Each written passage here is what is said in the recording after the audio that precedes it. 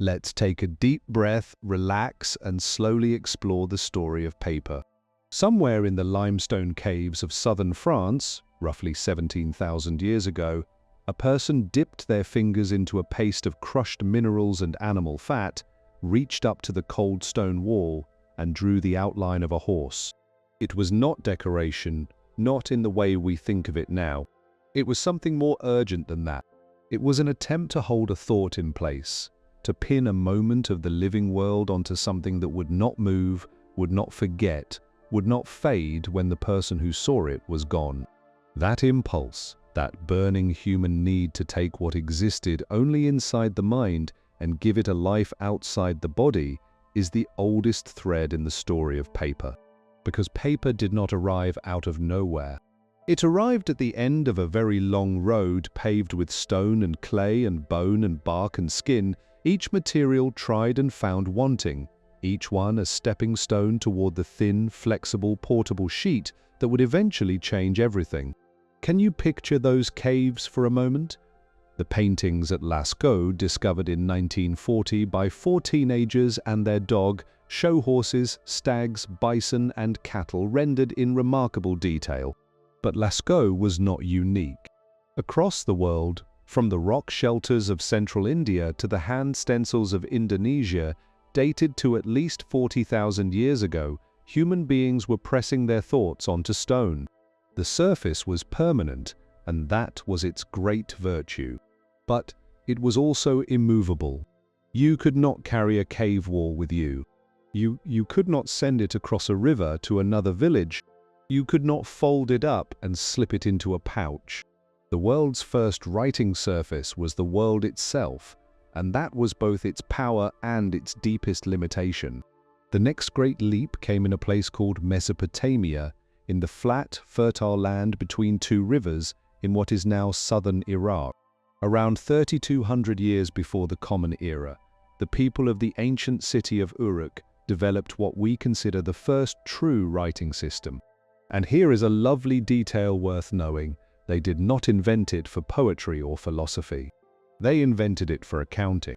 The earliest clay tablets from Uruk record quantities of grain, numbers of livestock, the terms of simple business deals. The raw material was everywhere underfoot, the soft clay of the river floodplain, and the writing tool was a reed cut from the riverbank. A scribe would take a lump of wet clay, shape it into a small tablet that fit comfortably in the palm of one hand, and press the cut end of the reed into the soft surface, leaving small wedge-shaped marks. Imagine that for a moment. Imagine sitting by a river in the heat of a Mesopotamian afternoon, the soft clay cool in your hand, the reed scratching gently as you record how many sacks of barley have arrived at the storehouse. This system of wedge-shaped writing lasted for more than 3,000 years. It was used by the Babylonians, the Assyrians, the Hittites, and dozens of other peoples across the ancient world. The oldest great work of literature we know, a story about a king searching for the meaning of life, was pressed into clay tablets by scribes more than 3,000 years ago. Clay tablets had real advantages. Clay was free, and the tablets were durable, especially when dried in the fierce sun or baked in a kiln. Many of them have survived more than 4,000 years in remarkably good condition, but they were also heavy and fragile when unfired. A single tablet might weigh several hundred grams. A library of them, like the roughly 30,000 tablets recovered from a royal palace at the ancient city of Nineveh, required entire rooms for storage. You could not carry a clay library on your back. Far to the east, in the valley of the Yellow River in ancient China, a different approach was emerging. During the Shang dynasty, roughly 1,200 years before the Common Era, royal diviners were carving questions into the shoulder blades of oxen and the shells of turtles. These oracle bones were used for a form of fortune-telling. A diviner would carve a question onto the bone, often about matters of war, weather, or the health of the king, then press a heated metal rod against it until the bone cracked. The pattern of cracks was read as an answer from the spirits. The discovery of oracle bones was itself a quiet accident of history. In 1899, a Chinese scholar suffering from a fever noticed that the so-called dragon bones he had purchased as medicine from a traditional apothecary bore what appeared to be ancient writing. His recognition of these inscriptions launched an entirely new field of study. But bones and shells, like clay tablets, had limits. They were hard to prepare, heavy to store, and impossible to produce in the quantities that a growing civilization would need. The Chinese also tried strips of bamboo, bound together with cord into bundles that served as early books. These were lighter than clay, but bulky in volume. A single text might require dozens or hundreds of strips. Silk was another option, smooth and beautiful, but far too expensive for everyday use. Across the ancient world, every civilization that learned to write faced the same problem. The human mind was producing more thoughts, more records, more laws, more stories, more prayers than any available material could comfortably hold. Stone was permanent but immovable. Clay was cheap but heavy. Bone was sacred but scarce. Bamboo was portable but bulky. Silk was beautiful but expensive. Every surface had a fatal flaw. The world was waiting, though it did not know it yet, for a material that was light, flexible, cheap, abundant, and smooth enough to take fine writing. The world was waiting for paper. But before paper arrived, two other materials would dominate for centuries, each with its own remarkable story. One grew in the marshes of the Nile, and the other was made from the skin of animals. In the marshy shallows of the Nile Delta, where the great river fans out into a web of channels before meeting the sea, there grew a tall green plant that would define an entire civilization's relationship with the written word. It rose 4 or 5 meters from the shallow water, its triangular stems swaying gently in the warm Egyptian breeze. To the ancient Egyptians, this plant was not merely useful. It was sacred, woven into their very idea of creation, associated with the primordial marsh from which all life had emerged. From its soft, white inner core, they would craft the first mass-produced writing surface in human history, a material so successful that it dominated the literate world for nearly 4,000 years and gave us the very word we use today for the thing that replaced it, the word paper. The oldest known roll of this material was found in a tomb overlooking the ancient capital of Memphis, and it dates to roughly 2,900 years before the Common Era. But the technique was likely older still.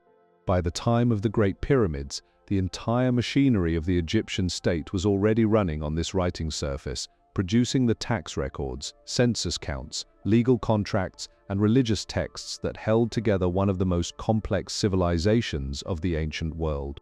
The process of making it was deceptively simple in concept, but required considerable skill in practice. Workers harvested the stalks while they were still green, stripped away the tough outer rind, and exposed the soft white core within. This core was sliced into thin strips, which were then laid side by side on a flat surface, slightly overlapping, to form a single layer. A second layer was placed on top, running the other direction, creating a crosshatch pattern. The two-layered sheet was dampened and pressed, traditionally by pounding with a mallet or pressing between heavy stones. As it dried, the natural sap of the plant bonded the layers together without any need for glue. The finished sheet was polished smooth with a stone or shell, creating a surface that was remarkably ready for ink. Individual sheets could be joined end to end with paste to create scrolls of considerable length. Imagine unrolling one of these scrolls, the longest known from ancient Egypt, stretching over 40 meters, longer than a school bus many times over. Picture a scribe sitting cross-legged on the floor, the scroll unrolled across his lap, his reed pen dipping into ink made from charcoal soot mixed with gum and water. In Egypt, the ability to read and write opened a career in the vast government that ran the country. The word for scribe carried enormous prestige. A famous text from the period praises the profession above all others, noting that while farmers toil in the mud, fishermen risk the dangers of the river, and soldiers march through misery, the scribe sits comfortably in clean linen, wielding a pen on smooth writing material. This was not only used for writing, of course. The Egyptians made sandals from it, wove it into baskets and mats, fashioned it into rope, and even built boats from bundled stalks. But its role as a writing surface was its most lasting contribution, because it enabled something that clay tablets and stone carvings could not. It made the widespread, relatively affordable sharing of written information possible for the first time. A scroll was light enough to carry, flexible enough to roll, and could be produced in quantities sufficient to support the needs of an entire empire. The reach of this material extended far beyond Egypt, as trade networks expanded across the ancient Mediterranean. It became the standard writing surface of the Greek world and the Roman world. Egypt's near monopoly on production gave it enormous economic and strategic power.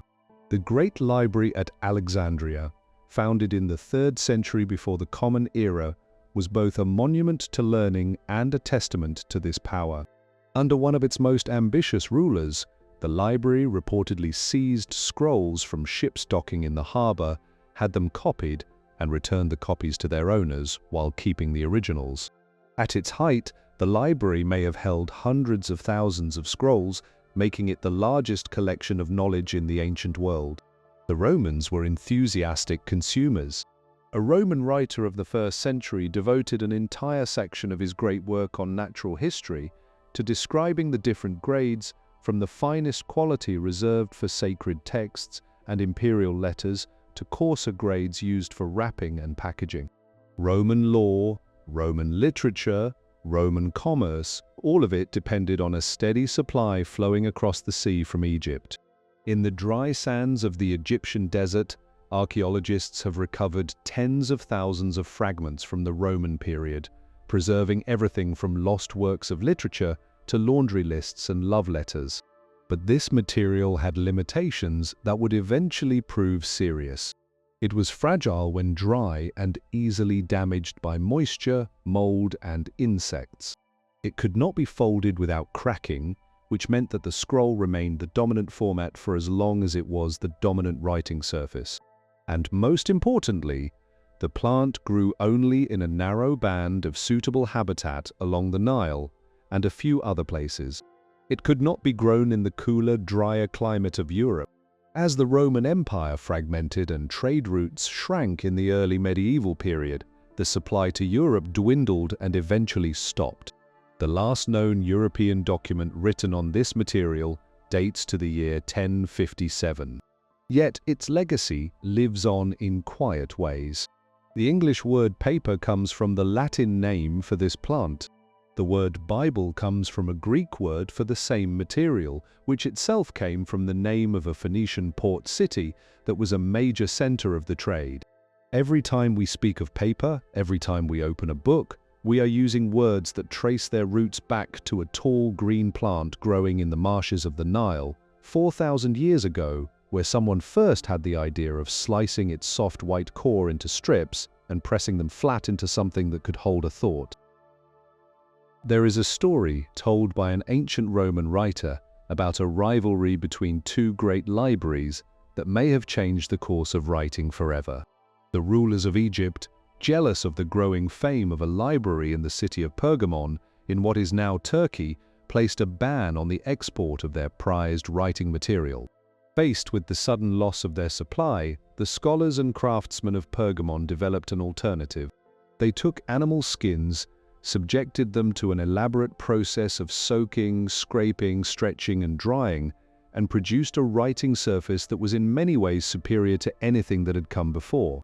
This material came to be known as parchment, taking its name from the city that supposedly gave it birth. Now, modern historians regard this story with a healthy dose of doubt. Writing on animal skins was not new. People across the ancient world had been doing it for centuries before this supposed moment of invention. What Pergamon likely contributed was not the idea itself, but a better way of doing it, a more thorough process that produced a smoother, more uniform surface, one that could take ink beautifully on both sides. The process of making parchment was laborious and, to our modern sensibilities, rather grim. A craftsman would begin with the fresh skin of a sheep, goat, or calf. The skin was first soaked in a solution of lime for several days to loosen the hair and soften the tissue. After soaking, the hair was scraped away with a curved knife, a painstaking process that required real skill to remove every trace without cutting through the skin itself. The cleaned skin was then stretched tightly on a wooden frame and scraped repeatedly with a half-moon-shaped blade to thin it to the desired thickness. The stretched skin was allowed to dry under tension, and the finished product was rubbed with a fine stone to smooth the surface even further. The finest version of this material was made from the skins of very young or stillborn calves, lambs, or kids. This was softer, smoother, and whiter, and it became the material of choice for the most beautiful manuscripts of the medieval period. Imagine the monks of a great monastery working by candlelight in a cold stone room, their breath visible in the winter air, carefully copying sacred texts onto sheets of this creamy white surface. Each letter formed with care, each page a small work of art. Parchment had real advantages over the plant-based material from Egypt. It was far more durable and resistant to moisture. Unlike the Egyptian material, which could only be written on effectively on one side, parchment could be written on both the front and the back, effectively doubling the usable surface. And perhaps most importantly, parchment could be folded without cracking. This made possible one of the most important changes in the history of information, the shift from the scroll to the bound book, the book with individual pages that we still use today. This shift happened gradually between the 2nd and 4th centuries of the Common Era, and parchment was what made it possible. But parchment was expensive. A single large manuscript might require the skins of dozens or even hundreds of animals. One famous Bible, produced at a monastery in northern England around the year 700, is estimated to have required the skins of roughly 515 calves. The cost was a serious limit on the production of books throughout the medieval period, and it helps explain why reading and writing remained the privilege of a small number of people, primarily the clergy and the wealthy. While parchment dominated in Europe, other civilizations were finding their own solutions. In China, before paper arrived, scholars wrote on strips of bamboo bound together with cord. These bamboo bundles were light and easy to find, but extremely bulky. A single text might require so many strips that you would need a cart to carry them. Silk was used as a luxury alternative, smooth and beautiful, but far too costly for everyday use. In India, birch bark served as a writing material for centuries.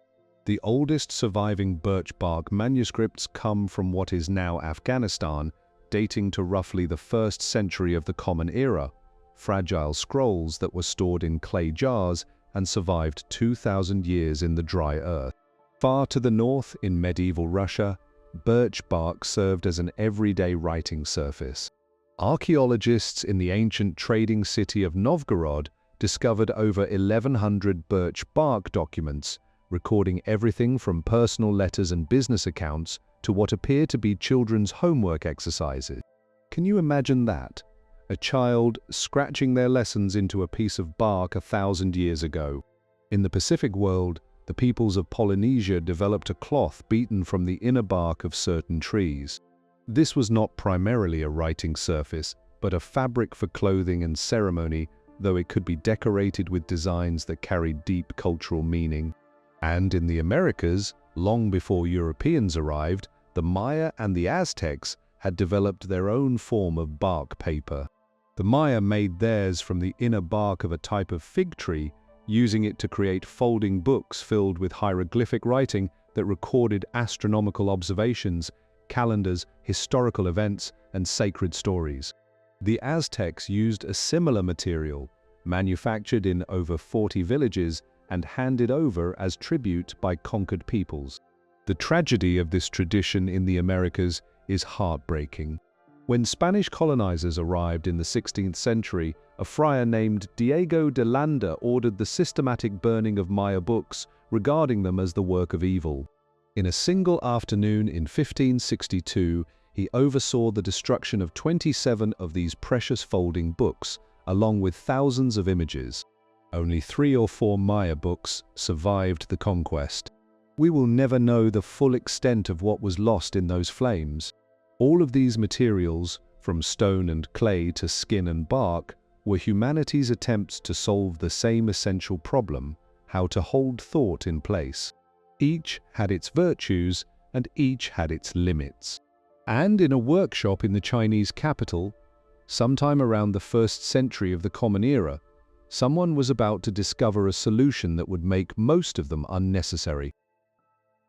In the imperial capital of Luoyang, during the 1st century of the Common Era, a man of humble origins rose through the ranks of the Chinese court to become one of the most important figures in the history of human communication. His name was Cai Lun, and by the time he presented his creation to the emperor in the year 105, he had already lived a life that defied the rigid rules of ancient Chinese society. Born sometime around the middle of that century, in a remote southern province, Cai Lun had entered the imperial court as a eunuch, a position that was regarded with suspicion and often contempt by the regular officials who controlled the writing of history. His rise from that lowly starting point was quietly remarkable. He served under several emperors, climbing through a series of positions until he was given 2 roles of real importance. One was as a political counselor, the highest rank a person in his position could attain. The other was as the head of the palace workshop, the place where instruments and weapons were made for the imperial household. It was in this second role, overseeing the workshops where things were built and tested, that Cai Lun would make his contribution to the world. According to the official history of the dynasty, written a few centuries later, Cai Lun presented the emperor with a new kind of writing material in the year 105.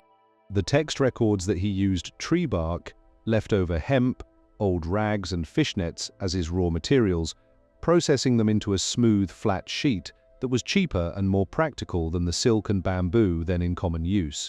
The emperor was pleased, and the new material was adopted for official use. From that time on, the history says simply, this material was used throughout the empire. It was called the paper of Marquis Cai in his honor, because he had been given the title of Marquis for his services. But here is where the story becomes more interesting and more complicated. Archaeological discoveries made in the 20th century have pushed the origins of paper back well before Cai Lun's time. The most dramatic find came in 1986, when excavators in a remote part of northwestern China discovered a tiny fragment of paper in a tomb dating to at least 140 years before the Common Era. The fragment, barely larger than a postage stamp, bore ink drawings of what appeared to be mountains and roads, suggesting it was once part of a map. The person buried in that tomb had been laid to rest with this small paper map placed on their chest. Scientific analysis confirmed that the fragment was made from hemp fibers that had been cut, boiled, pounded, and formed into a sheet, all the essential steps of papermaking. Additional finds from other sites across northwestern China have confirmed that paper production was already underway roughly 200 years before Cai Lun's reported moment of invention. These early papers were generally rough and thick, probably used more for wrapping and padding than for fine writing, but they were unmistakably paper. So what did Cai Lun actually do? The answer that most scholars now agree on is that he did not invent paper from nothing. Instead, he significantly improved an existing material, refining the ingredients and the process to produce a writing surface that was smoother, thinner, more uniform, and better suited to taking ink than anything that had come before. His genius was not in the original idea, but in the engineering, in transforming something crude and limited into something versatile and high quality, capable of replacing silk and bamboo for official writing. The process he developed or refined involved several steps that are worth pausing on for a moment. The raw materials, bark, hemp, old rags, even fishnets, were first soaked in water to soften them. They were then cut into small pieces and cooked in a solution made from wood ash, which helped break down the plant material and separate the individual fibers. The softened fibers were pounded in a stone bowl until they formed a fine, even mush suspended in water. This watery mixture was then poured onto a flat screen made of bamboo strips tied together with thread, and the water drained through the screen, leaving a thin mat of tangled fibers on the surface. The wet sheet was pressed to squeeze out extra water, then carefully peeled from the screen and hung up to dry. The result was a sheet of paper. The beauty of this process was its simplicity. The raw materials were cheap and easy to find. The tools were basic. The technique could be learned by ordinary workers, and the product was transformative. Paper was lighter than bamboo, cheaper than silk, more flexible than clay, and more portable than stone. It could be cut to any size, folded without cracking, written on with a brush and ink, and stored in large quantities without needing entire rooms or carts to hold it. Kai Lun did not live to enjoy a peaceful old age. The political intrigues of the court eventually caught up with him. After the death of an empress who had protected him, Kai Lun fell from favor. Ordered to report to prison, he chose instead to bathe, dress in his finest robes, and drink poison rather than face the humiliation of imprisonment. He died in the year 121, just 16 years after presenting his improved paper to the emperor. But his legacy was already spreading far beyond the reach of any court intrigue. Paper production expanded rapidly throughout China during the 2nd and 3rd centuries. By the time the dynasty that Kai Lun served had fallen, paper had largely replaced bamboo and silk as the standard writing material of Chinese civilization. The technology would continue to evolve, with new ingredients, new techniques, and new uses emerging over the following centuries, transforming not just Chinese culture but eventually the culture of the entire world. All of it traces back to a man in a palace workshop who saw in bark and rags and fishnets the raw material of something quietly revolutionary. In the centuries after Kai Lun's death, paper transformed Chinese civilization as thoroughly as the printing press would later transform Europe. It did not happen in a single dramatic moment. It happened gradually, across 1,000 years, as papermakers refined their techniques, as scholars found new uses for the material, and as the Chinese state built an entire system of government on the foundation of cheap, abundant paper. By the time of the Tang dynasty, in the 7th through 10th centuries, China had the most developed paper culture on earth, and paper had become so woven into every part of Chinese life that it would have been impossible to imagine the civilization without it. The relationship between paper and the art of beautiful writing in China elevated both to something almost sacred. In Chinese culture, the tools of writing were known collectively as the 4 treasures of the study: the brush, the ink, the inkstone, and the paper. The name itself tells you something about how the Chinese regarded the act of writing. It was not merely a practical skill, it was the supreme art form, the most direct expression of a person's character, intelligence, and inner life. And paper was its canvas. The most celebrated paper in Chinese history came from a region in the province of Anhui, where a tradition of papermaking has continued for over 1,500 years. This paper is renowned for its soft, resilient texture and its ability to capture the most delicate variations of brushwork. The production process involves over 100 separate steps, from the careful selection of raw materials through boiling, washing, drying, and cutting. Every step is performed by hand, a tradition that continues to this day and is recognized as an important cultural heritage. But paper's impact in China extended far beyond the artist's studio. The Tang dynasty, widely regarded as a golden age of Chinese civilization, was in many ways a golden age of paper. The vast government of the Tang state, which administered an empire stretching from the coast to the Central Asian steppes, ran on paper. The imperial examination system, which chose government officials through competitive written tests rather than by birth or family connections, created an enormous demand for the material.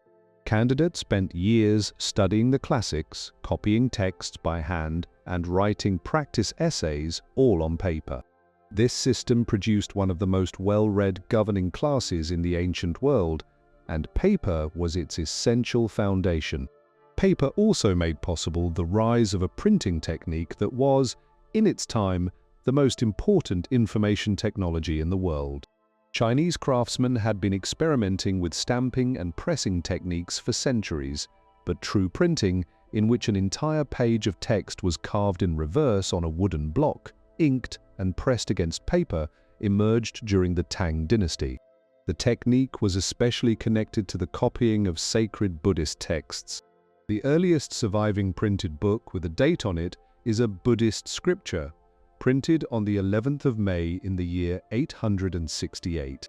It was discovered in 1900 during repair work at a monastery near the town of Dunhuang in northwestern China. A sealed cave, hidden for roughly 900 years, was found to contain about 40,000 scrolls and documents. The printed scripture itself is a beautiful object, printed onto 7 sheets of paper dyed yellow and joined together to form a scroll about 5 meters long. It bears an inscription saying it was made for free distribution by a man on behalf of his parents. It now sits in a museum in London, a quiet monument to the meeting of paper, printing, and religious devotion. The spread of Buddhism across East Asia was itself deeply connected to paper. The Buddhist practice of copying sacred texts by hand as an act of devotion and spiritual merit created a vast demand for paper wherever Buddhism took root. Monasteries set up organized workshops where teams of scribes worked together to produce complete collections of texts. For devoted practitioners, the physical act of copying a text was itself a form of meditation, a way of absorbing the teachings through the labor of hand and brush. This practice was one of the main reasons paper production grew so rapidly across China and would later carry papermaking to Korea, Japan, and beyond. Perhaps the most remarkable thing to come out of China's paper culture was paper money. In the late 10th century, merchants in the western province of Sichuan began issuing paper certificates as receipts for deposits of coin. The region's economy ran on iron coins, which were so heavy that a large payment might require a cart to transport. The convenience of a lightweight paper substitute was obvious. These certificates, known as jiaozi, gradually came to be passed from person to person as a form of payment in their own right. By 1023, the government had taken over the system, and the following year it issued the first standardized government banknotes in human history. This was 600 years before the first European paper currency. When the Venetian merchant Marco Polo visited the court of the Mongol emperor in the late 1200s, he devoted an entire chapter of his account to describing the empire's paper money system, barely concealing his astonishment that the emperor could create wealth from the bark of mulberry trees. The Song dynasty, which followed the Tang and lasted from 960 to 1279, represented the peak of China's paper civilization. Paper production reached an enormous scale, with mills operating across the empire. Song China was arguably the most literate, most commercially advanced, and most paper-dependent civilization the world had yet seen. For roughly 1,000 years, paper remained essentially a Chinese secret. Other cultures knew it existed, and scraps of Chinese paper traveled the trade routes to Central Asia and beyond. But the knowledge of how to actually make it, the specific steps of processing fibers, forming a sheet, and producing a reliable writing surface stayed within the Chinese world. That was about to change thanks to a battle fought on the Central Asian steppe. In July of the year 751, on the banks of a river in what is now southeastern Kazakhstan, two of the greatest empires of the medieval world collided. The Tang dynasty of China, at the height of its power, had been pushing its military reach westward across Central Asia. The recently established Abbasid Caliphate was expanding its own reach eastward. When a local dispute between smaller kingdoms drew both empires into open confrontation, the result was a battle that is remembered today not for the territory won or lost, but for the unintended consequence that followed. Among the prisoners taken by the victorious side were Chinese craftsmen who knew how to make paper. And from that moment, the knowledge began its long journey westward, eventually reaching every corner of the world. The battle itself lasted approximately 5 days, fought along the marshy banks of a river in a landscape of rolling grassland and river valleys. The Chinese general, a Korean-born commander who had already won fame for campaigns across the mountain passes of Central Asia, marched west with a force of perhaps 30,000 soldiers, including allies from various Central Asian peoples. The opposing force, led by an Abbasid general, was of a similar size. At a critical moment, one group of Central Asian allies who had been fighting alongside the Chinese suddenly switched sides and attacked from behind. The betrayal was devastating. Caught between two forces, the Chinese army was shattered. The general barely escaped with his life, fleeing east through mountain passes he knew well. Thousands of his soldiers were killed or captured. Among those captured, according to a historian writing several centuries later, were craftsmen who knew the art of making paper. These prisoners were reportedly brought to the great trading city of Samarkand, one of the jewels of the Silk Road, where they shared, or were forced to share, their techniques. And from Samarkand, the knowledge of papermaking began to spread across the entire Islamic world. This is the traditional story, and it is a wonderful one. It has the drama of a parable, a battle between civilizations, prisoners carrying a secret, a technology crossing a continental divide through an act of violence. But like many wonderful stories, it benefits from a closer look. Modern scholars have raised some thoughtful questions about how much of this is strictly true. Paper fragments dating to the 4th and 5th centuries have been found at sites well west of China, suggesting that paper was not entirely unknown in Central Asia before the battle. And the paper-making techniques that developed in the Islamic world differed from Chinese methods in some important ways, which suggests a more gradual and complicated process of learning than the simple prisoner of war story implies. The reality most scholars now believe is that paper-making knowledge traveled westward through many channels over an extended period. Merchants who operated the commercial networks of the Silk Road likely played an important role, traveling regularly between China and the Islamic world and carrying knowledge along with their goods. Rather than a single dramatic transfer at a single battle, the westward spread of paper was probably a slow process of trade, observation, and adaptation happening over decades or even centuries. None of this makes the Battle of Talas unimportant. Even if papermaking was already present in Central Asia before 751, the battle and its aftermath clearly accelerated the process. The establishment of paper workshops in Samarkand marks a clear turning point. From Samarkand, paper would spread across the Abbasid Caliphate within a few decades, reaching Baghdad, Damascus, Cairo, and eventually the whole of the Islamic world. The battle had other consequences as well. It marked the end of Chinese expansion into Central Asia for centuries. The Tang dynasty, weakened by the battle and by a devastating rebellion that began just 4 years later, never again sent armies west of the great mountain ranges. Central Asia entered the orbit of Islamic culture, where it would remain for a very long time. For paper, this battle was a departure point.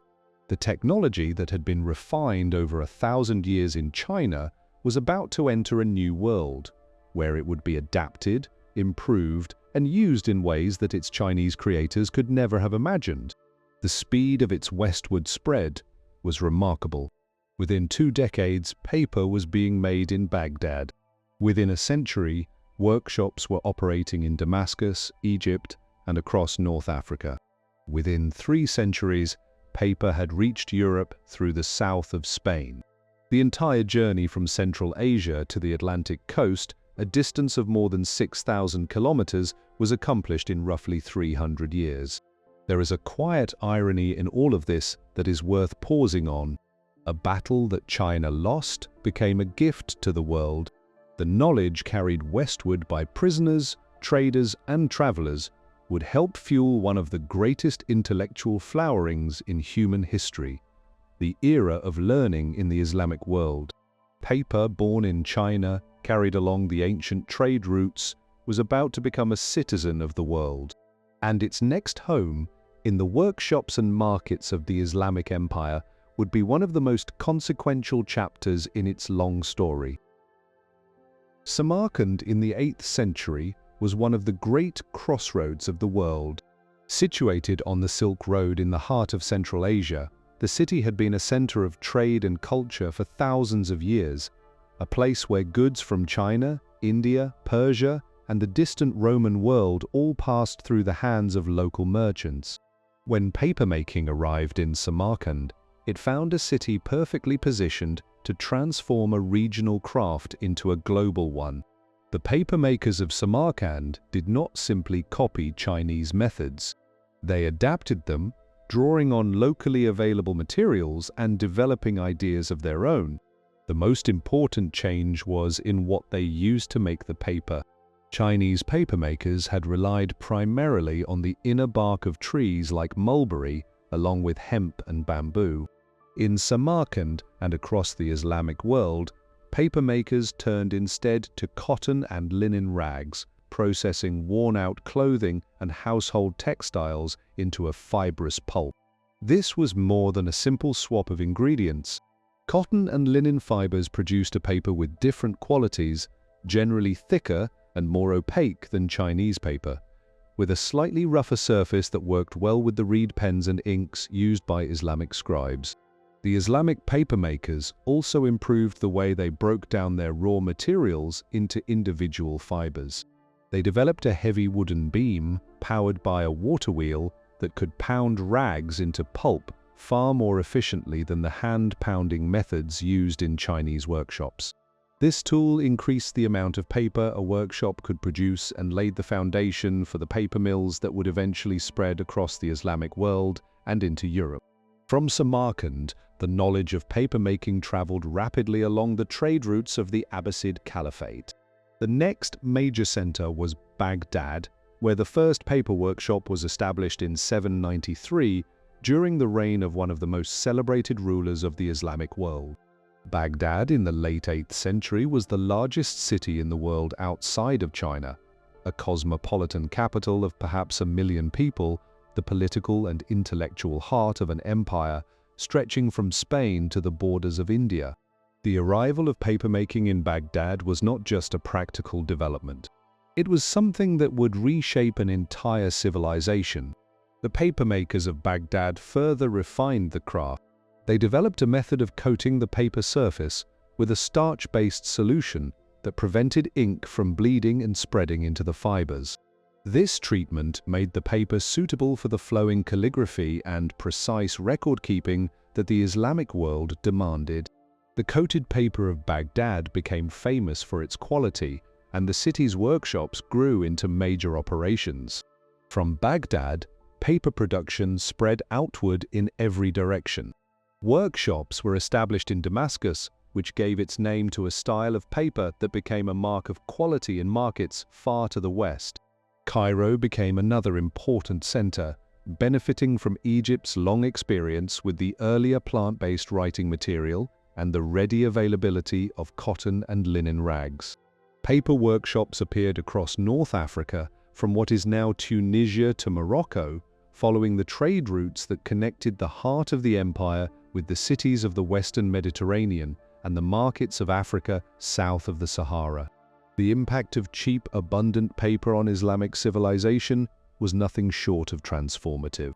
Before paper, writing materials in the Islamic world had been primarily the old Egyptian plant-based material and animal skin parchment, both of which were expensive and limited in supply. Paper offered something that neither could provide: a writing surface that was affordable enough for everyday use by ordinary people, not just wealthy elites or religious institutions. Imagine the change this brought. Before paper, a book was a rare and precious object, available only to the very wealthy or to religious communities. After paper, books could be produced in far greater numbers and sold at prices that middle-class merchants, scholars, and government officials could afford. Booksellers and copyists became common sights in the marketplaces of Baghdad, Damascus, and Cairo. Private collections of books, once the exclusive privilege of rulers, spread to the homes of merchants and professionals.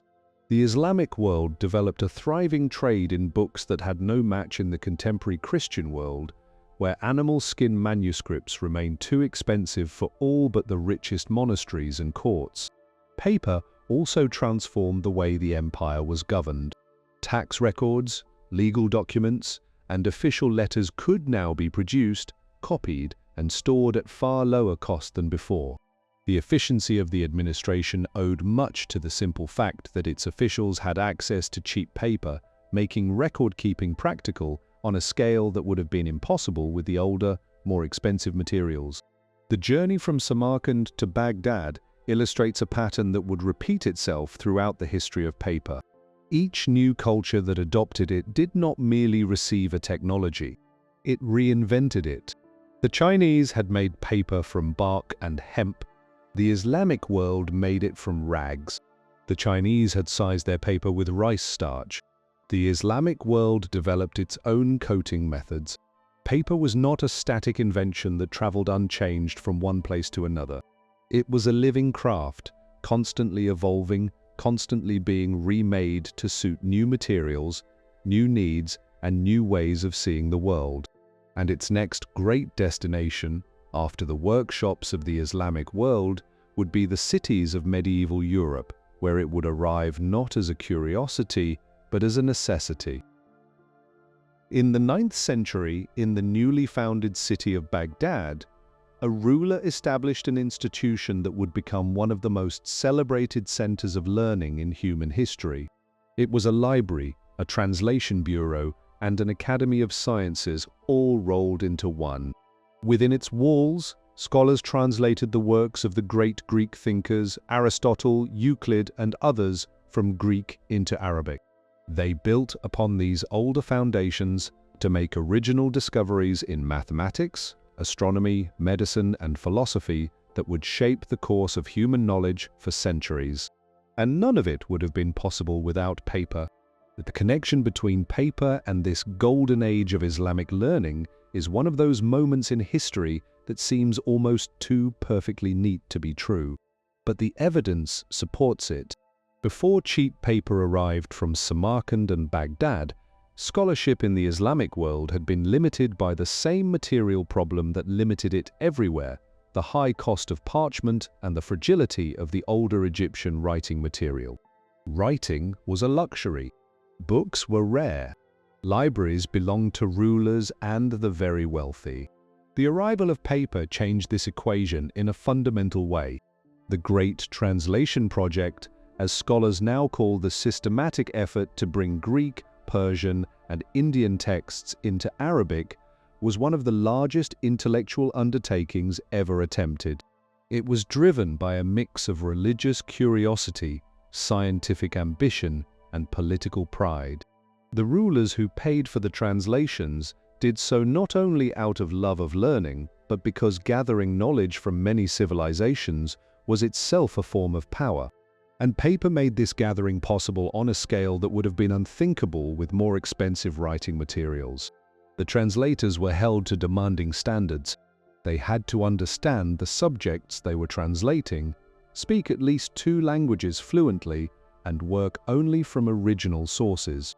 The volume of their output was enormous. Works of philosophy, medicine, mathematics, astronomy, and natural science pouring from the translation workshops in quantities that would have been economically impossible on animal skin parchment. Paper made mass production of scholarly texts realistic for the first time in the western half of the world. The results were remarkable by any measure. A mathematician working at the Great Library in the early 9th century wrote a treatise on a method of calculation that gave us the English word algebra from the Arabic title of his work. His own name, adapted into Latin, gave us the word algorithm. A physician compiled a vast encyclopedia of medical knowledge that remained the standard textbook in both the Islamic world and Europe for centuries. A scholar of light and vision wrote a groundbreaking work that laid the foundations of modern optics and helped develop what we now call the scientific method. All of these works were written on paper, copied on paper, shared on paper, and preserved on paper. Paper also transformed the art of Islamic calligraphy. The tradition of beautiful writing had its roots in the copying of sacred texts, but the arrival of paper revolutionized the art form.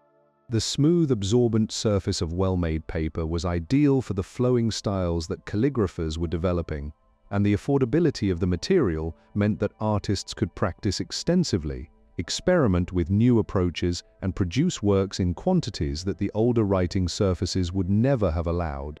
In the 10th century, a high official introduced a systematic method of shaping letters using small dots as units of measurement. His system was later refined and organized into a set of 6 standard writing styles that remain in use to the present day. In a culture where the depiction of human and animal figures was often limited in religious settings, calligraphy became the supreme artistic expression, and paper was its essential canvas. Imagine a calligrapher sitting in a quiet room, the light falling across a fresh sheet of paper, the brush poised, the first stroke about to begin.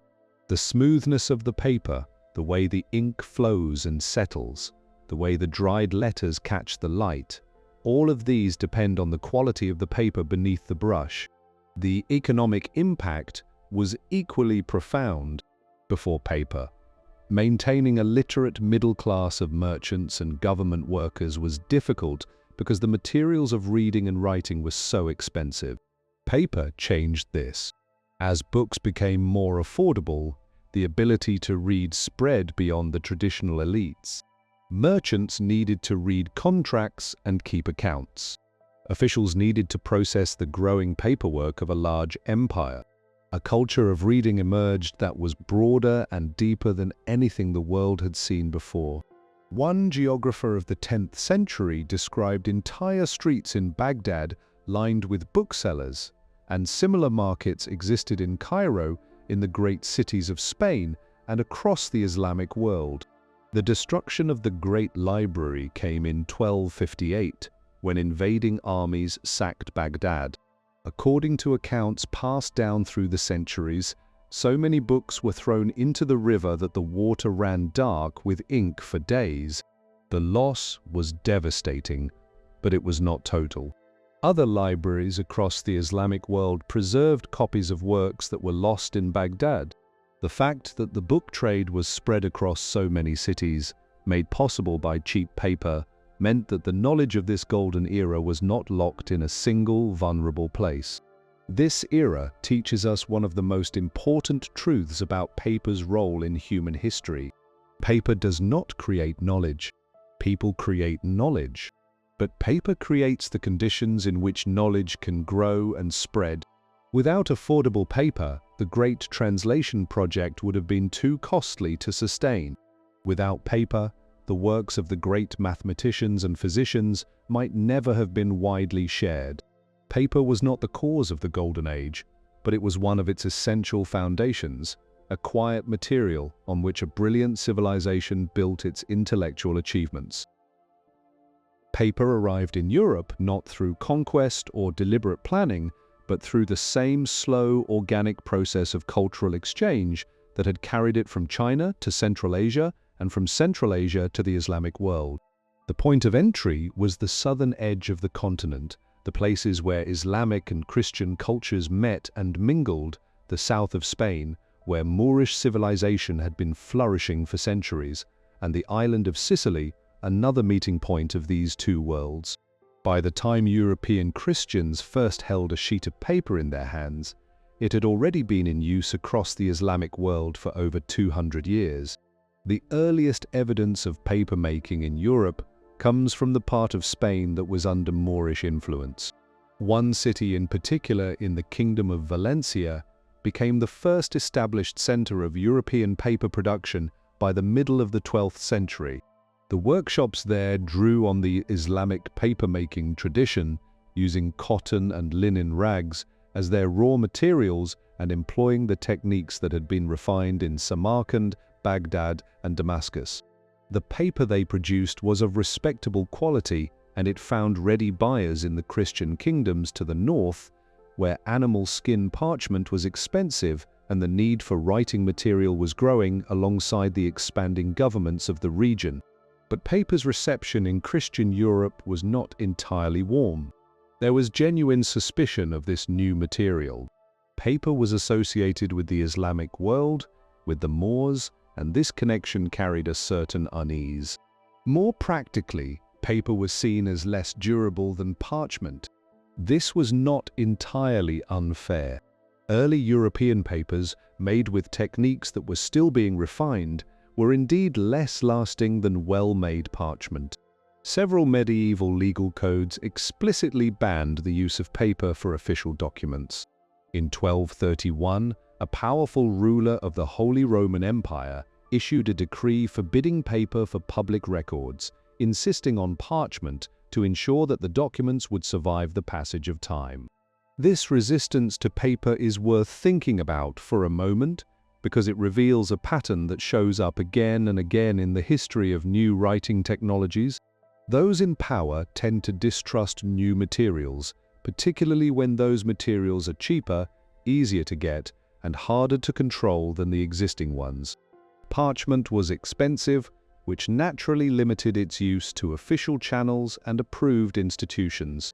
Paper was cheap, which meant that almost anyone could use it. The spread of a more affordable writing surface was not universally welcomed by those who benefited from the existing system. Despite official resistance, the practical advantages of paper were too great to ignore. It was dramatically cheaper than parchment. A single sheet of paper cost a tiny fraction of what a comparable piece of parchment would cost, and it could be made in far larger quantities. As European trade expanded in the 12th and 13th centuries, the demand for writing material grew and grew. Merchants needed paper for contracts, bills, and letters. Lawyers needed paper for legal records. Universities, which were sprouting up across Europe during this period, needed paper for lectures, notes, and scholarly works. Parchment simply could not keep up with this demand. The next major center of European papermaking after Spain was Italy. Workshops appeared in the southern coastal region as early as the 13th century, but it was a small town in the hills of central Italy that would become the true heart of European papermaking and the source of ideas that would transform the craft forever. According to one tradition, the techniques of papermaking were brought to this region by people who had settled nearby and who carried knowledge from the Islamic world. Whether or not this specific origin story is accurate, the papermakers of this area quickly set themselves apart through a combination of skill and ambition. By the early 1400s, they had become the principal supplier of paper to much of Europe, and their products were prized for their quality and consistency. From Italy, the technology spread across the continent following the well-worn paths of trade. Paper production reached France and the German-speaking lands in the 1400s.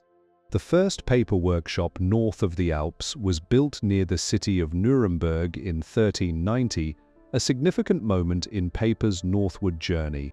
By the 1500s, paper was being made across Western Europe, from Spain and Italy through France, Germany, the Netherlands, and England, though the amount produced varied greatly from region to region. The route by which paper entered Europe, through the Islamic world and across the Mediterranean, left its mark on the language itself. The English word ream, used for a quantity of paper, comes from an Arabic word meaning a bundle. These small traces in our everyday vocabulary are quiet reminders of paper's Islamic heritage, echoes of the long journey this material took from the workshops of the East to the markets of the West. By the time paper had reached the northern parts of Europe, it had been traveling for over 1,000 years, from the workshops of China to the banks of a Central Asian river, through the markets of Samarkand and Baghdad, across the Mediterranean to Spain and Italy. At each stop, it had been adapted, improved, and made more useful. And at its next stop, in a small Italian hill town, it was about to undergo a set of changes that would make it not just a competitor to parchment, but its replacement, setting the stage for the greatest revolution in information the Western world had ever seen. The town of Fabriano sits in the foothills of central Italy, surrounded by streams that flow clear and cold from the mountains above. It is a small town, barely a footnote in the grand stories of Rome, Florence, and Venice. But in the history of paper, Fabriano occupies a position of quiet importance because it was here, in the 1300s and 1400s, that European papermakers introduced 3 innovations that transformed paper from an imported curiosity into the material foundation of Western civilization. Those 3 innovations were a new way of pounding rags into pulp, a new way of coating the surface, and the invention of the watermark. Together, they made European paper cheaper, more durable, and more trustworthy than anything produced before. The first of these innovations was the use of water-powered stamping mills to process rags into pulp. Before Fabriano, the standard method involved pounding rags by hand or with simple tools. The Fabriano papermakers harnessed the streams that flowed through their valley, using the force of falling water to drive multiple heavy wooden hammers at the same time. These stamping mills could reduce bales of rags to fine pulp far more quickly than manual methods, and the increased speed meant more paper could be made at lower cost. It gave Fabriano a significant edge over other paper-producing centers. The second innovation was the use of a coating made from animal gelatin. This coating, applied to the surface of the finished paper, prevented ink from soaking in and spreading along the fibers. Without it, writing would blur and feather, making the paper useless for anything requiring precision. Chinese papermakers had used a coating derived from rice starch. Islamic papermakers had adopted similar methods. The Fabriano papermakers found a different solution, boiling down scraps from the local leather tanning industry to produce a gelatin that was more water-resistant than starch-based alternatives. Paper treated with this gelatin could resist moisture better and provided a smoother, harder surface that was ideal for the iron-based inks used in medieval Europe. This meant that paper treated in this way could be used for official documents, legal contracts, and other records that needed to last for decades or even centuries. The third innovation, and perhaps the most celebrated, was the watermark. A watermark is a subtle design embedded in the paper itself during the manufacturing process, visible only when the sheet is held up to the light. The Fabriano papermakers created them by attaching thin wire designs to the surface of their paper-forming screens. When the pulp was deposited on the screen and the water drained away, the area over the wire was slightly thinner than the surrounding paper, creating a faint, translucent image. The earliest known watermarks date to around 1282, and they took the form of simple symbols: a cross, a crown, a bull's head. The watermark served more than one purpose. Most immediately, it identified the workshop that had produced the paper. Each workshop had its own distinctive mark, and these functioned much like a brand name does today, allowing buyers to know the source and quality of what they were purchasing. But watermarks also helped prevent forgery. As paper became more and more important for financial and legal documents, the ability to verify that a sheet came from a reputable workshop became a matter of real significance. The watermark added a layer of security that plain paper could not provide. Can you imagine holding a sheet of Fabriano paper up to a window, the afternoon light streaming through, and there in the center of the sheet a faint image of a bull's head or a crown, ghostly and delicate, woven into the very fabric of the paper itself? That image was a promise, a guarantee that the paper in your hands was genuine, that it came from a workshop with a reputation for quality. By the 14th and 15th centuries, watermark designs had become increasingly elaborate. Thousands of distinct watermarks have been catalogued by scholars, and they form a rich resource for dating and identifying old documents. Art historians, book experts, and investigators of document fraud all use watermark analysis in their work. The watermark, invented in a small Italian hill town more than 700 years ago, remains in use today on banknotes, official documents, and fine stationery around the world. The combined effect of these three innovations was to make Fabriano the leading paper producer in Europe by the first half of the 1400s. The town's location along well-established trade routes gave it access to markets across Italy and beyond. Fabriano paper was used by merchants in Venice and Genoa, by scholars in Bologna, and by the offices of the church in Rome. From Fabriano, the improved methods of European papermaking spread across the continent. Workshops were built in other Italian towns, then in France, where production appeared in the 1400s. Germany's first paper workshop, built near Nuremberg in 1390, marked the beginning of paper production north of the Alps. England came relatively late, with its first workshop not appearing until around 1490. The economic impact was significant. Paper replaced parchment as the everyday writing material for commerce, law, education, and personal letters. Parchment did not disappear entirely, and it continued to be used for the most important and ceremonial documents. But for routine purposes, paper was simply too cheap and too plentiful to resist.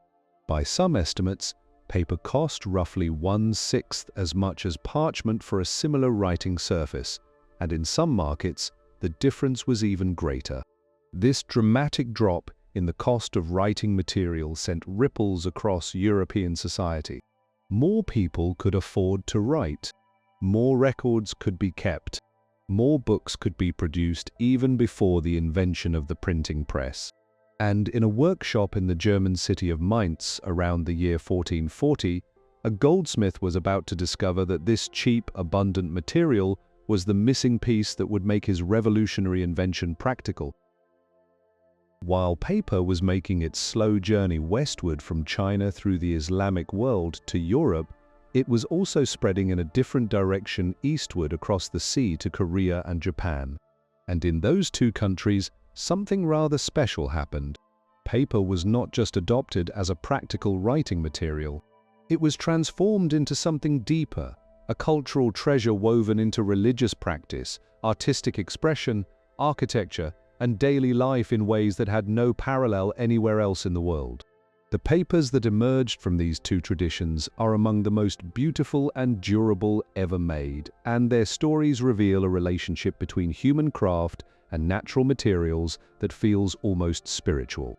Korea was the first country outside China to adopt papermaking, with Chinese paper appearing on the Korean peninsula as early as the 3rd century of the Common Era. Local production began during a period known as the Three Kingdoms era, making Korean papermaking nearly as old as the Chinese tradition itself. But the Koreans did not simply copy what the Chinese were doing. They developed their own distinctive approach, centered on the inner bark of the mulberry tree, which produced a paper that was softer, stronger, and more flexible than its Chinese counterpart. By the time of the Goryeo dynasty, which lasted from 918 to 1392, Korean paper had become renowned throughout East Asia for its exceptional quality. The court used it for printing Buddhist texts, recording official proceedings, and maintaining the records of the state. The quality was so high that it was exported to China and Japan, a quiet reversal for a technology that had originated in China barely 1,000 years earlier. The traditional process of making Korean paper reflects a deep respect for natural materials and patient craftsmanship. Mulberry trees are harvested during the cold winter months, when the bark fibers are at their strongest. After steaming, artisans carefully peel away the outer layers, keeping only the soft inner bark. This is then boiled in a solution that helps soften and purify the fibers.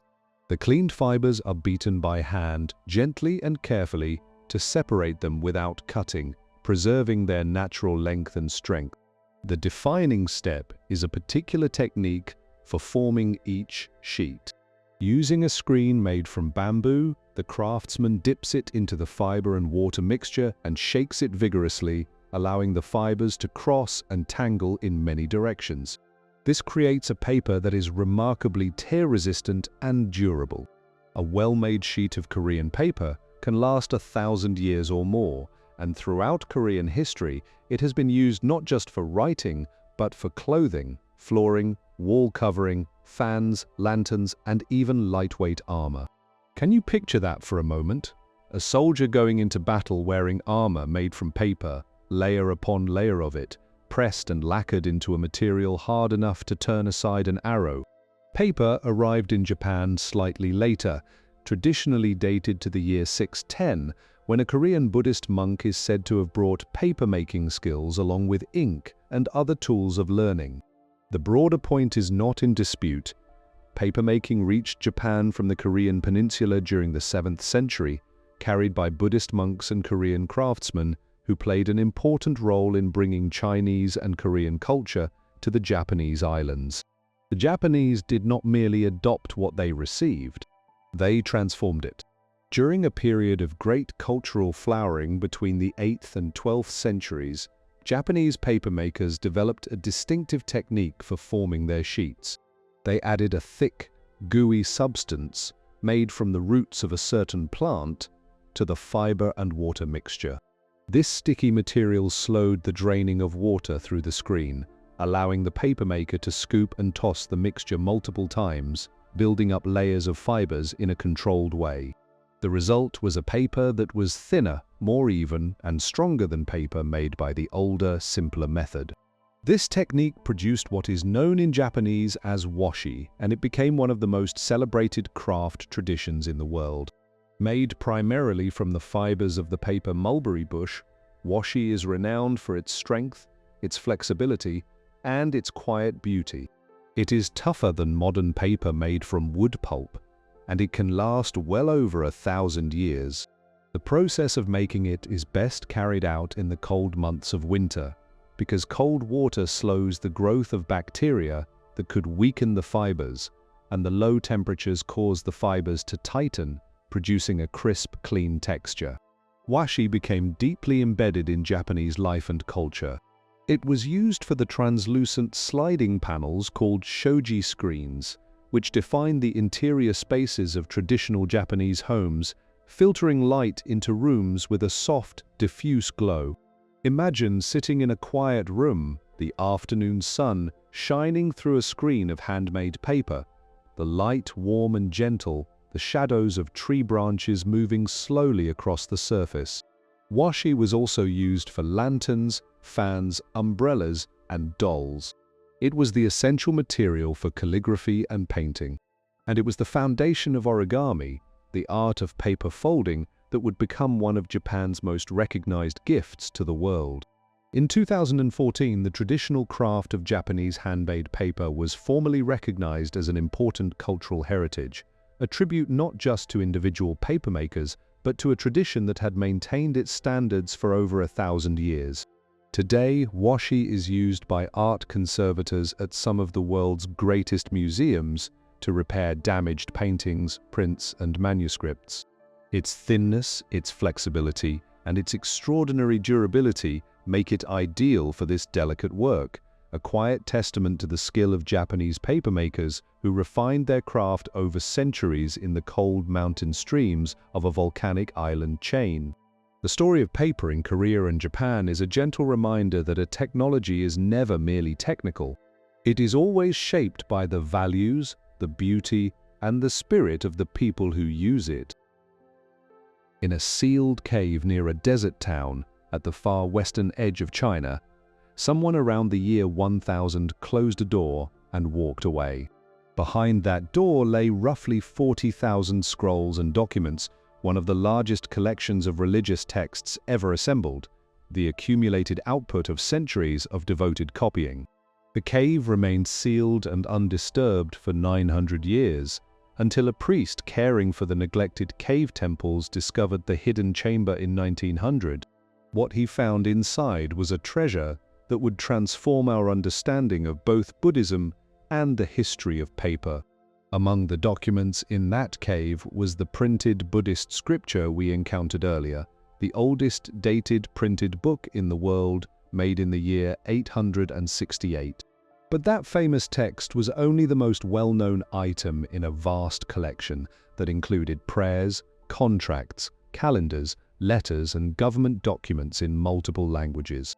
Together, they form the most important single collection for understanding the cultural and religious life of the Silk Road during the medieval period. And they exist because of the meeting of two powerful forces, Buddhist devotion and paper. Buddhism was the single most important reason paper spread across Asia. The religion placed great emphasis on copying and distributing sacred texts, and this created a demand for writing material that was far greater than anything a government could generate on its own. The practice of copying scriptures by hand was not just a practical way to reproduce books. It was itself a religious act, a form of meditation and spiritual practice. To copy a sacred text was believed to bring spiritual benefit, not just to the copyist, but to all living beings. To copy a text was to engage with the teachings at the deepest level, to absorb them through the slow, patient labor of hand and brush on paper. This practice flowered during the great Chinese dynasties of the 6th through 10th centuries. Monasteries set up organized workshops where teams of scribes worked side by side to produce complete collections of sacred texts. These were enormous undertakings. The full collection of Buddhist scriptures in Chinese ran to thousands of individual works, and producing a complete copy required vast quantities of paper and years of effort. The monasteries that took on this work often maintained their own paper workshops to ensure a steady supply. As Buddhism spread from China to Korea, Japan, Vietnam, Tibet, and Southeast Asia, it carried the knowledge of papermaking with it. Buddhist monks were among the most important carriers of technology along the Silk Road and the maritime trade routes of East and Southeast Asia. When a Korean monk traveled to Japan in the early 7th century, he reportedly brought papermaking knowledge along with his religious teachings.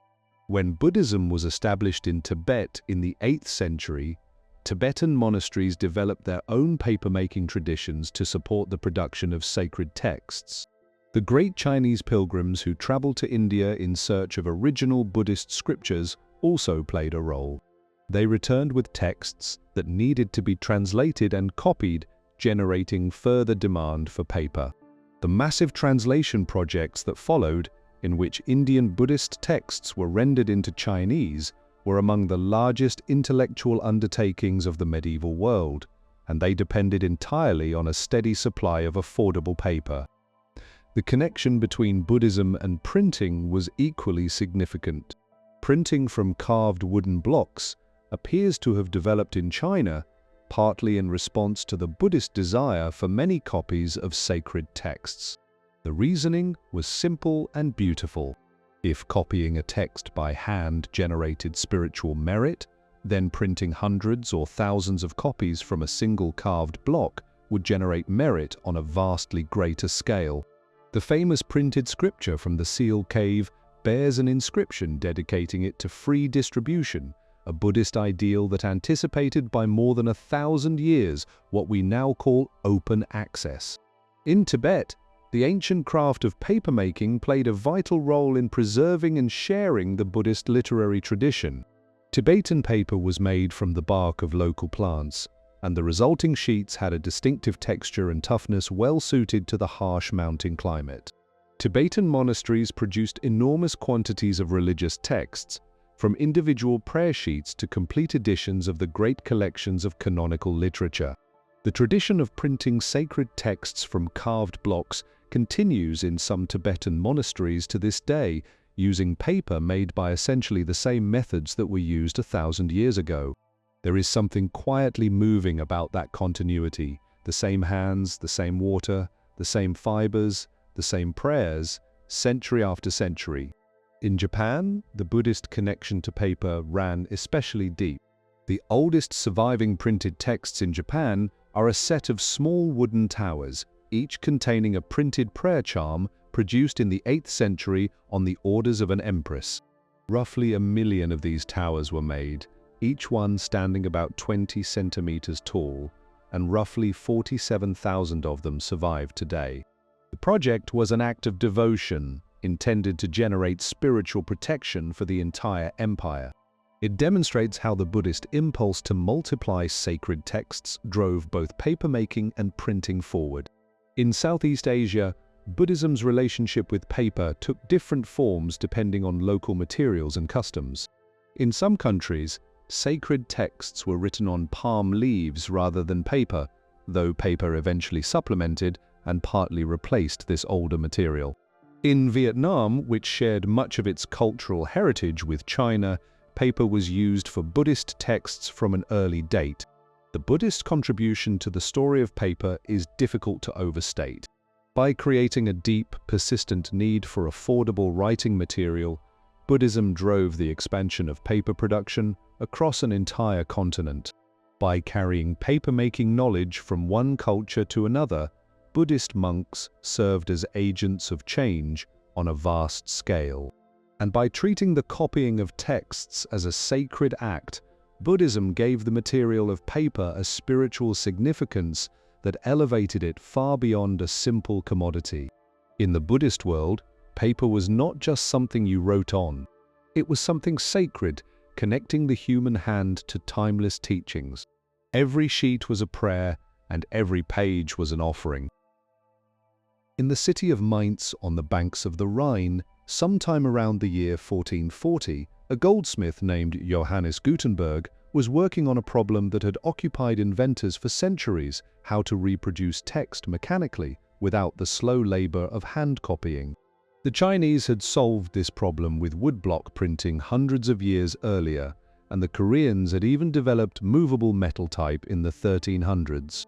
But Gutenberg was approaching the challenge from a different direction, and the solution he developed would prove to be one of the most important inventions in all of human history. And what made it possible, more than any other single factor, was paper. Gutenberg's great insight was not the printing press itself, which was adapted from the screw presses already used to crush grapes for wine and olives for oil. Nor was it the ink, though he did develop a new oil-based formula that worked better with metal type. His crucial achievement was a method for casting individual letters in metal using a small handheld mold that could produce precise, identical pieces of type rapidly and in large numbers. Each letter was cast on its own small block of metal, and these blocks could be arranged and rearranged to form any text, then taken apart and reused for a different page. This was movable type, and it was the engine of a revolution. But movable type without paper would have been little more than a clever curiosity. Consider the numbers for a moment. Gutenberg's masterpiece, a Bible completed around 1455, required approximately 50,000 sheets of material. Of the roughly 180 copies printed, about 3/4 were printed on paper and the rest on the finest animal skin parchment. The parchment copies were magnificent objects, but the sheer number of animal skins needed to produce them was staggering. A single complete Bible on parchment required the skins of roughly 170 calves. For the entire parchment print run, that meant roughly 7,000 calves. The paper copies, by contrast, were produced from linen rags at a small fraction of the cost. If paper had not been available, the printing press would have been limited to producing luxury items for wealthy customers, much as hand-copied manuscripts had been. It was cheap paper that made Gutenberg's invention economically practical for mass production. It was paper that allowed the printing press to fulfill its true potential, producing books not for the privileged few, but for the many. The partnership between paper and print was not just about money, it was also a physical challenge. Gutenberg had to figure out how to press paper against inked metal type to produce a clean, readable impression. He adapted a press design, creating a mechanism that could apply even heavy pressure across the entire surface of a sheet. He also learned that dampening the paper before printing helped it absorb the ink more evenly and produce sharper letters. The skill of preparing paper for the press became a craft in itself, with workers learning to dampen sheets to exactly the right level of moisture for the best results. Gutenberg himself did not profit from his invention. He had borrowed heavily from a businessman to finance his operation, and when he could not repay the debt, the businessman sued and won control of the workshop and its equipment, including the completed Bibles. Gutenberg spent his final years in relative poverty, while the businessman and his partner went on to run one of the most successful printing operations in Europe. It was a pattern that would repeat itself throughout the history of paper and printing, the inventor pushed aside by those with more money and more business sense. But the impact of Gutenberg's invention was almost immediate and utterly transformative. Within just a few decades, printing presses had spread to over 200 cities across a dozen European countries. By the year 1500, European presses had produced more than 20 million volumes, an astonishing figure for a technology that had not existed 60 years earlier. Every one of those volumes required paper, and the printing press created a hunger for the material that dwarfed anything the medieval world had ever seen.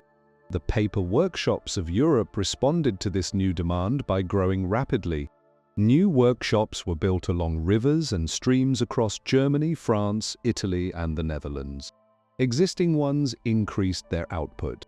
The price of paper fell as supply rose to meet demand, and the falling price made printed books even more affordable, which attracted more readers, which increased demand for both books and paper in a cycle of expanding production and falling costs. The partnership between paper and printing was so complete that it is impossible to imagine one without the other. The printing press without paper would have been a curiosity. Paper without the printing press would have remained a relatively modest industry, serving scribes, merchants, and government officials as it had for centuries. Together, they created something entirely new: the mass production of identical texts, the spreading of knowledge on a scale never before possible, and the beginning of what we now call the Age of Information. Of the Gutenberg Bibles known to survive today, only about 21 are complete. The paper copies have actually survived in slightly better numbers than the parchment ones, a quiet testament to the durability of 15th century paper made from linen rags. These surviving Bibles are scattered among the great libraries and museums of the world, and every one of them tells the same story: a goldsmith in a riverside city, a press adapted from a winemaker's tool, and a sheet of paper that helped change the world. On the last day of October in 1517, a German monk is said to have nailed a document to the door of a church in the town of Wittenberg. The document was a list of 95 arguments against a particular practice of the Catholic Church, written in Latin and intended for debate among scholars. In earlier centuries, such a document would have circulated only among the small number of educated people in the town where it was produced. But the Wittenberg of 1517 had something those earlier centuries did not. It had a printing press. Within 2 weeks, the document had been printed without the monk's permission, and copies were spreading across Germany. Within a year, it was a best-selling pamphlet across Europe. The Protestant Reformation had begun, and it was powered by paper.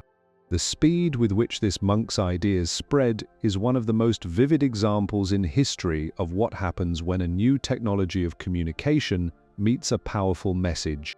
Before 1518, there had been relatively little pamphlet activity in Europe.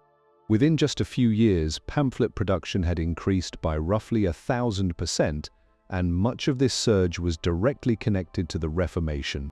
The monk himself published an enormous number of works, making him the first best-selling author of the early modern period. This was paper's first great information war.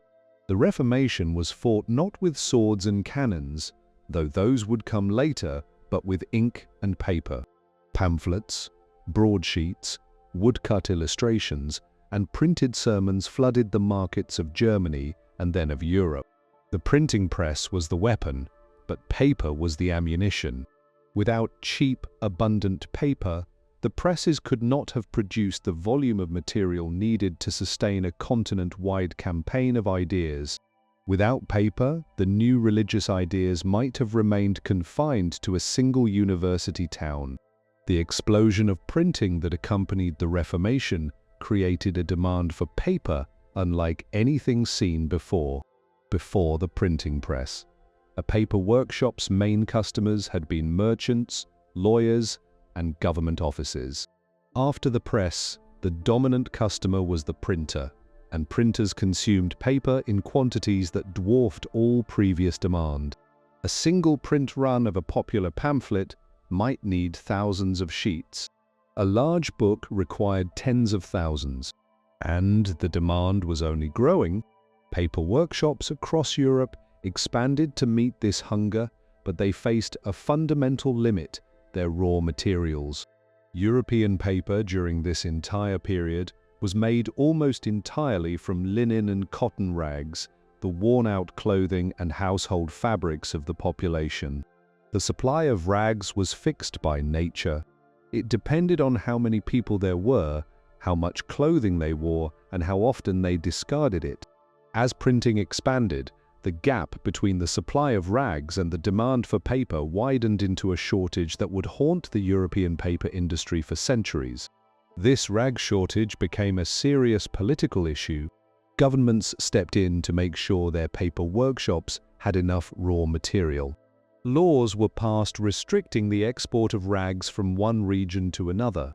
Rag collectors, the men and women who traveled from door to door buying used cloth, became important figures in the economy of paper-producing areas. One ruler went so far as to decree that each paper workshop in her territory would have a precisely defined collection area from which it could gather rags, like a parish or a voting district, but for old clothes. The rag crisis was more than an inconvenience. It was a ceiling on the growth of the entire information economy. As long as paper could only be made from rags, the supply of paper was chained to the supply of old clothing, and the supply of old clothing grew slowly, far more slowly than the demand for printed material. The printing revolution, for all its transformative power, was ultimately limited by the humble availability of worn-out shirts and tablecloths. The book trade itself was remade by the combination of printing and paper. Before Gutenberg, a book was a handmade luxury produced by scribes working for months or years on a single copy.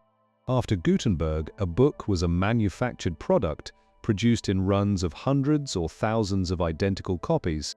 The price of books fell sharply. Ideas that had once circulated only within monasteries or universities could now reach a much wider audience. The 16th and 17th centuries saw an outpouring of publishing in every field, from religion and philosophy to science, history, law, and literature. The demand for paper was not limited to books and pamphlets. The growing governments of the early modern period consumed enormous quantities.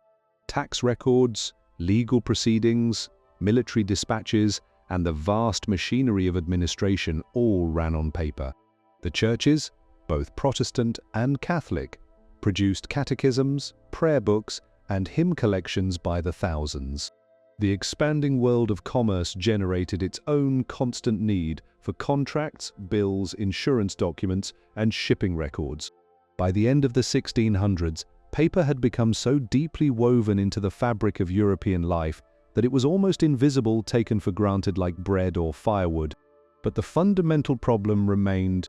The appetite for paper was growing faster than the supply of rags, and without a new source of raw material, the paper industry would eventually hit a wall that no amount of demand could break through. The answer would come from an unexpected place, observed not in a workshop or a laboratory, but in a garden, where a French scientist noticed something rather interesting about the way a small insect built its home. There is a detail in the history of paper that most people find surprising when they first hear it. For roughly 600 years, from the time paper reached Europe until the middle of the 1800s, virtually all European paper was made from old clothes. Not from trees. Not from cotton specially grown for the purpose. From rags, the worn-out, discarded, sometimes filthy remains of linen shirts, cotton undergarments, hemp sacking, and household fabrics that people no longer wanted.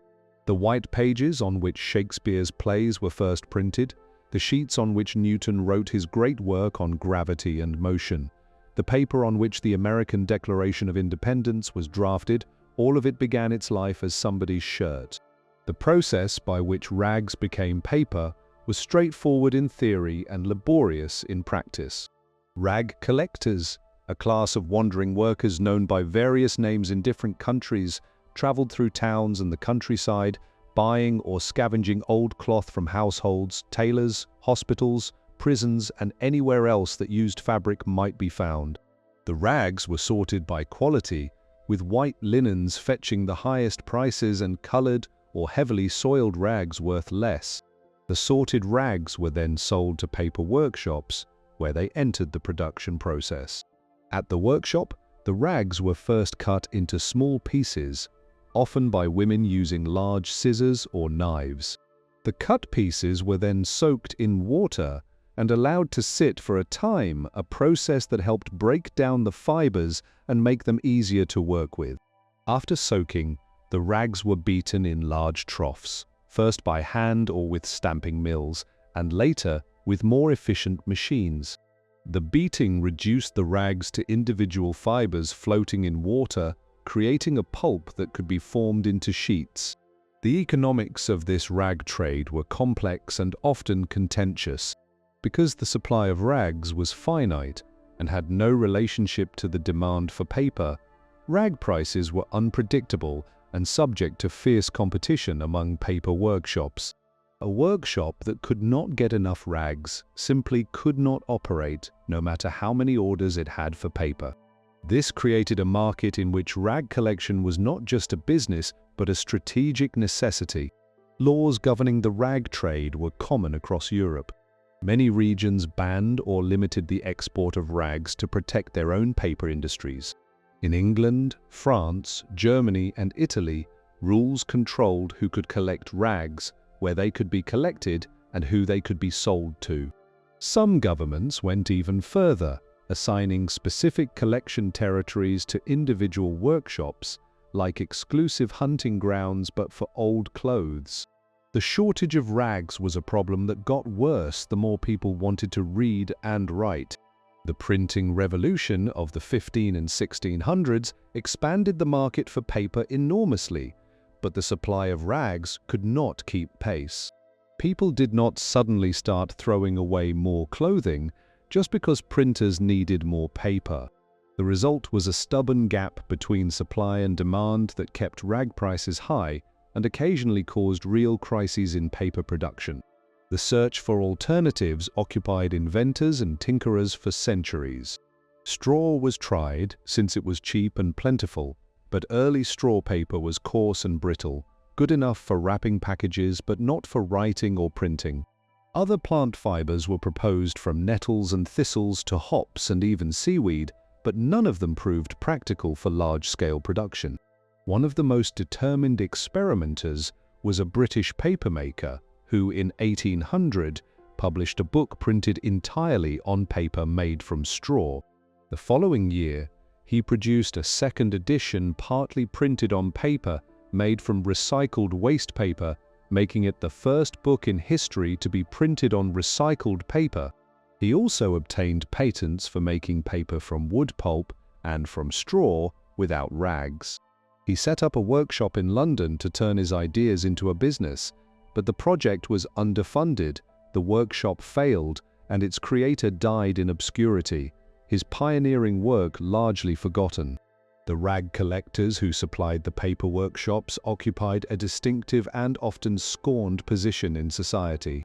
Their work brought them into contact with the refuse of daily life, the discarded clothing of the dead, the soiled linens of hospitals, the cast-off garments of the poor. They were associated in the public mind with poverty, dirt, and disease. Yet they performed an essential service in the economy of information, bridging the gap between the world of cloth and the world of ideas, between the garment that clothed a body and the sheet that carried a thought. The rag era of papermaking left its mark on the paper itself, and this is something worth knowing. Rag paper, made from linen and cotton fibers, is remarkably durable. The long, strong fibers of linen produce a tough, flexible sheet that resists tearing and can survive for centuries if properly stored. Many of the most important documents in Western history were written or printed on rag paper, and they have survived in excellent condition precisely because of the quality of the material. The Gutenberg Bibles, the first printed editions of Shakespeare, the original copies of the American Constitution, all were made from rag paper, and they endure as a quiet testament to a material that began its life as somebody's discarded undergarments. The rag era ended slowly and unevenly in the second half of the 1800s, when the development of paper made from wood pulp finally provided the alternative that inventors had been seeking for decades. But the transition came at a cost that nobody anticipated, because the new material, for all its abundance, would prove to have a serious flaw that the old rag paper had never possessed. In the dim, humid interior of a European paper workshop in the 1600s, 3 men worked in a rhythm that had remained essentially the same for 300 years. The vatman, the kusher, and the layer formed a team, and their coordinated labor was the heartbeat of the paper industry. Imagine the scene for a moment. The vatman stands at a large wooden vat filled with a warm, cloudy mixture of fiber and water. He holds a rectangular wooden frame, its surface covered with a fine mesh of brass wire.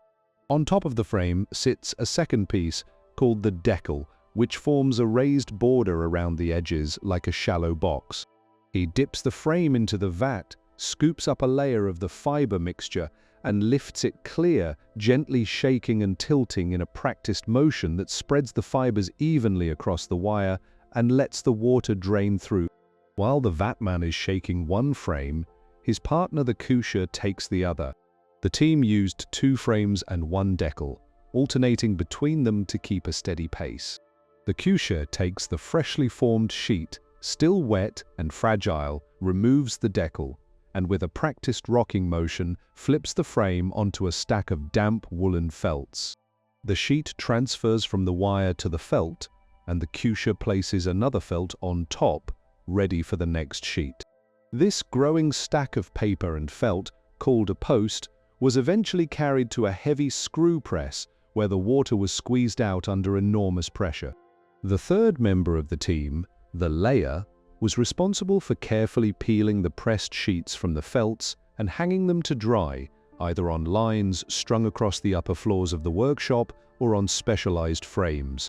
The entire process, from vat to dried sheet, could take several days, with the drying step being the longest and most dependent on the weather.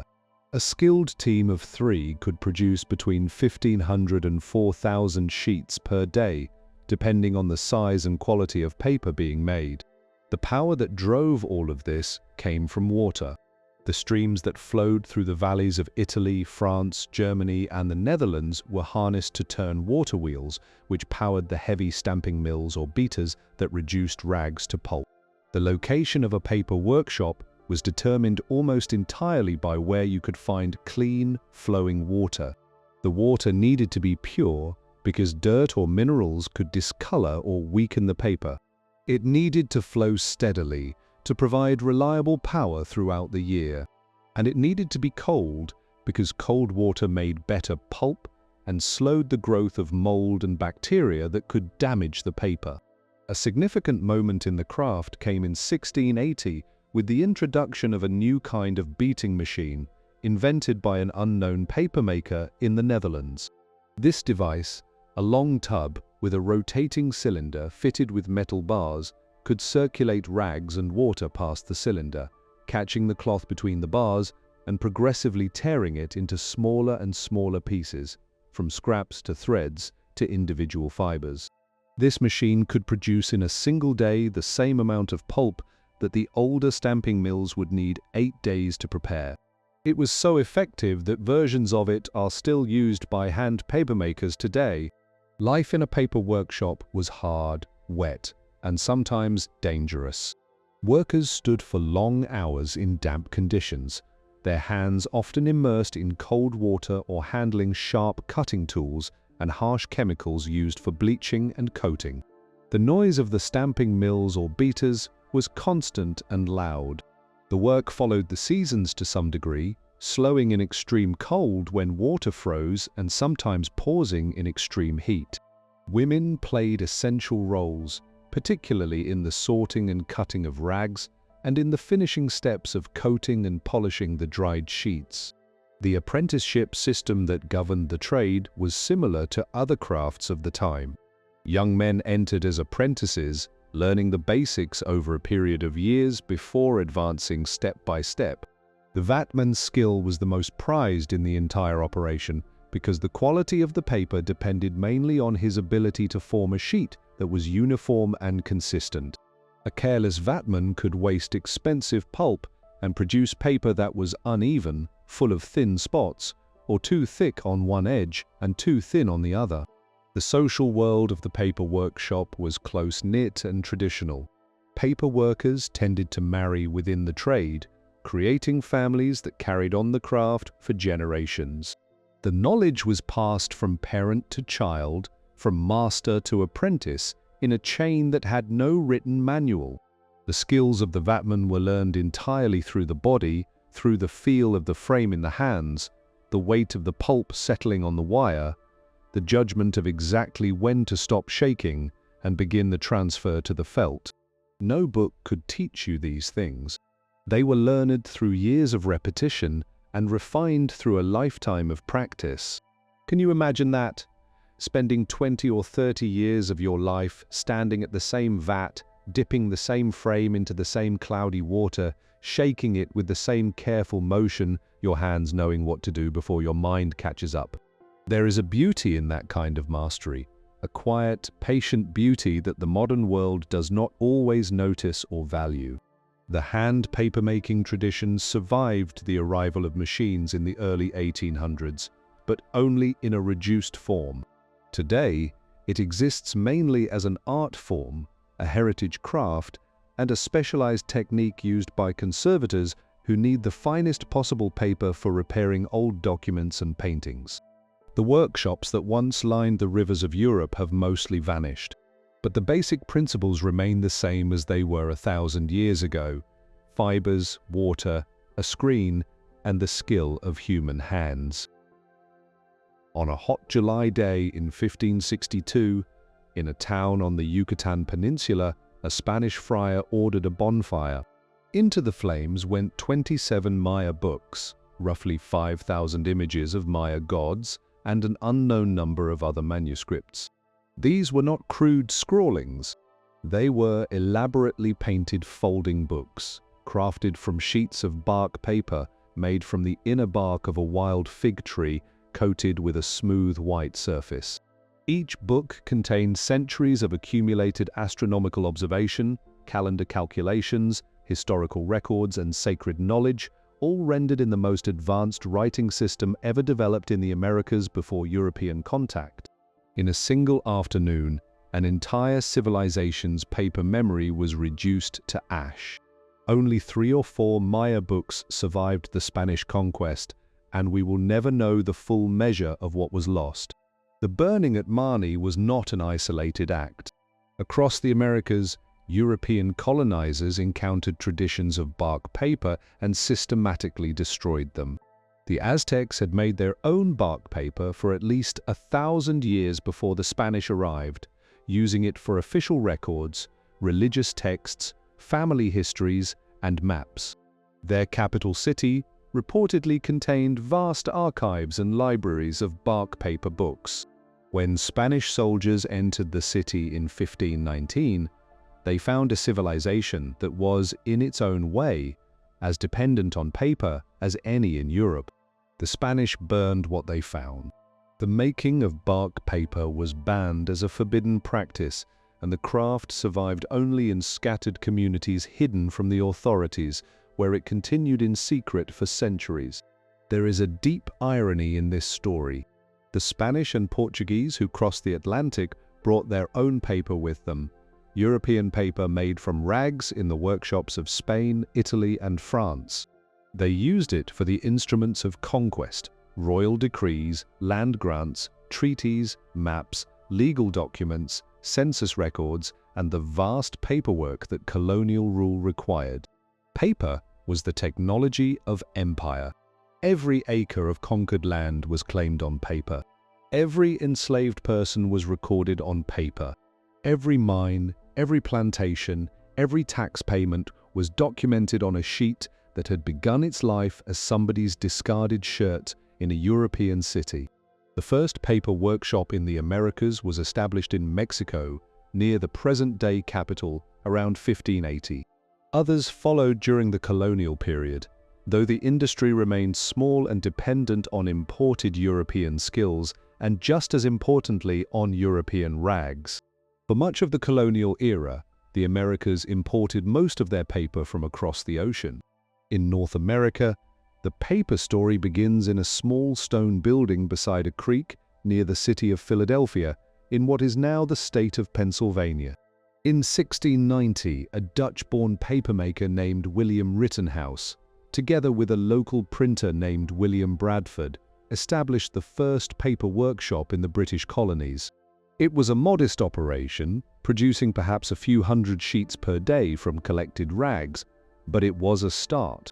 Rittenhouse had learned his craft in the Netherlands before crossing the ocean, and he brought with him knowledge that had taken Europe centuries to develop.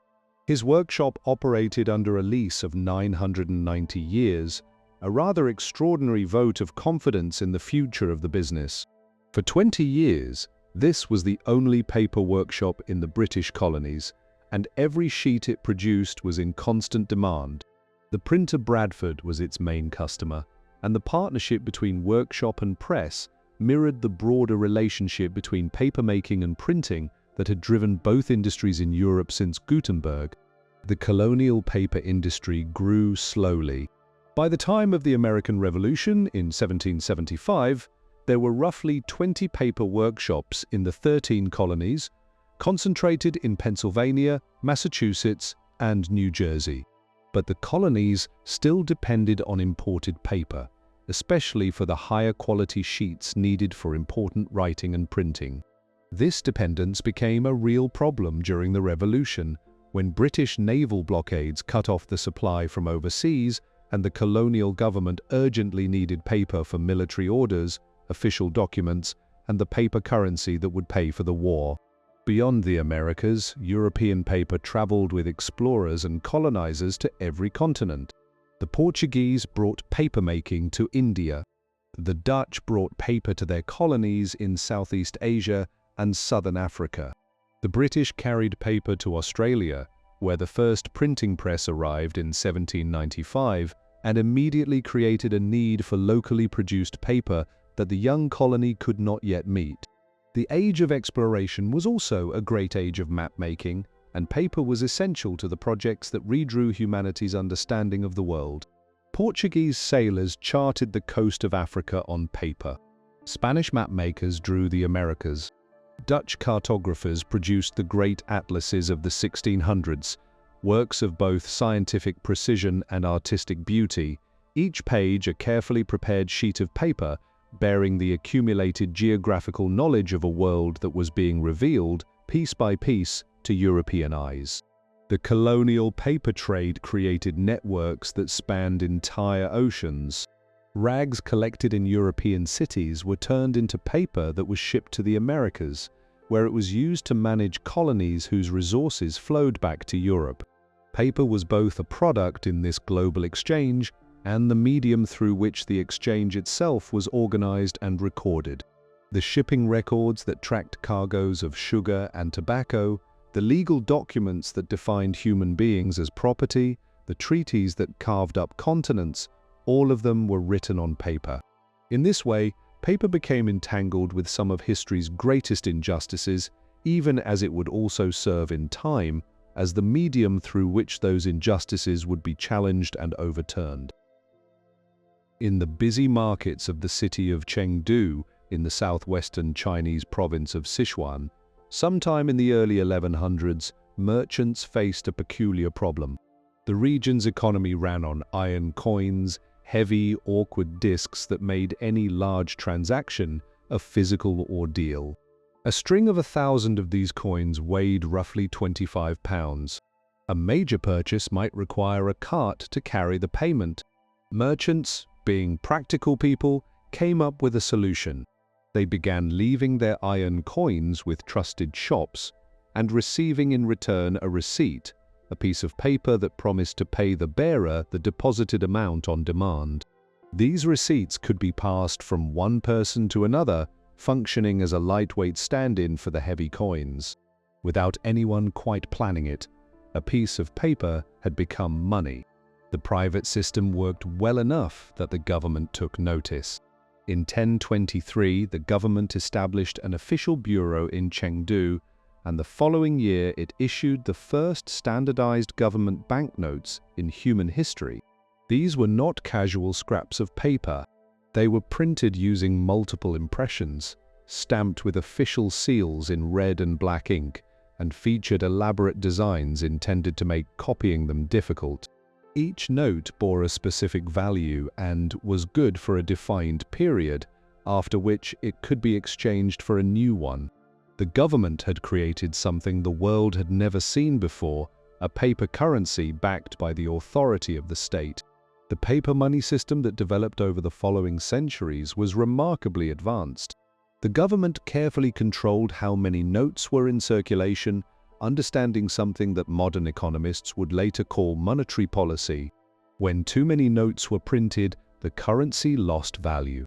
When the government exercised restraint, the system worked smoothly. The technology spread from Sichuan to the rest of China and became a permanent feature of economic life. It was under the Mongol dynasty that paper money reached its most dramatic form.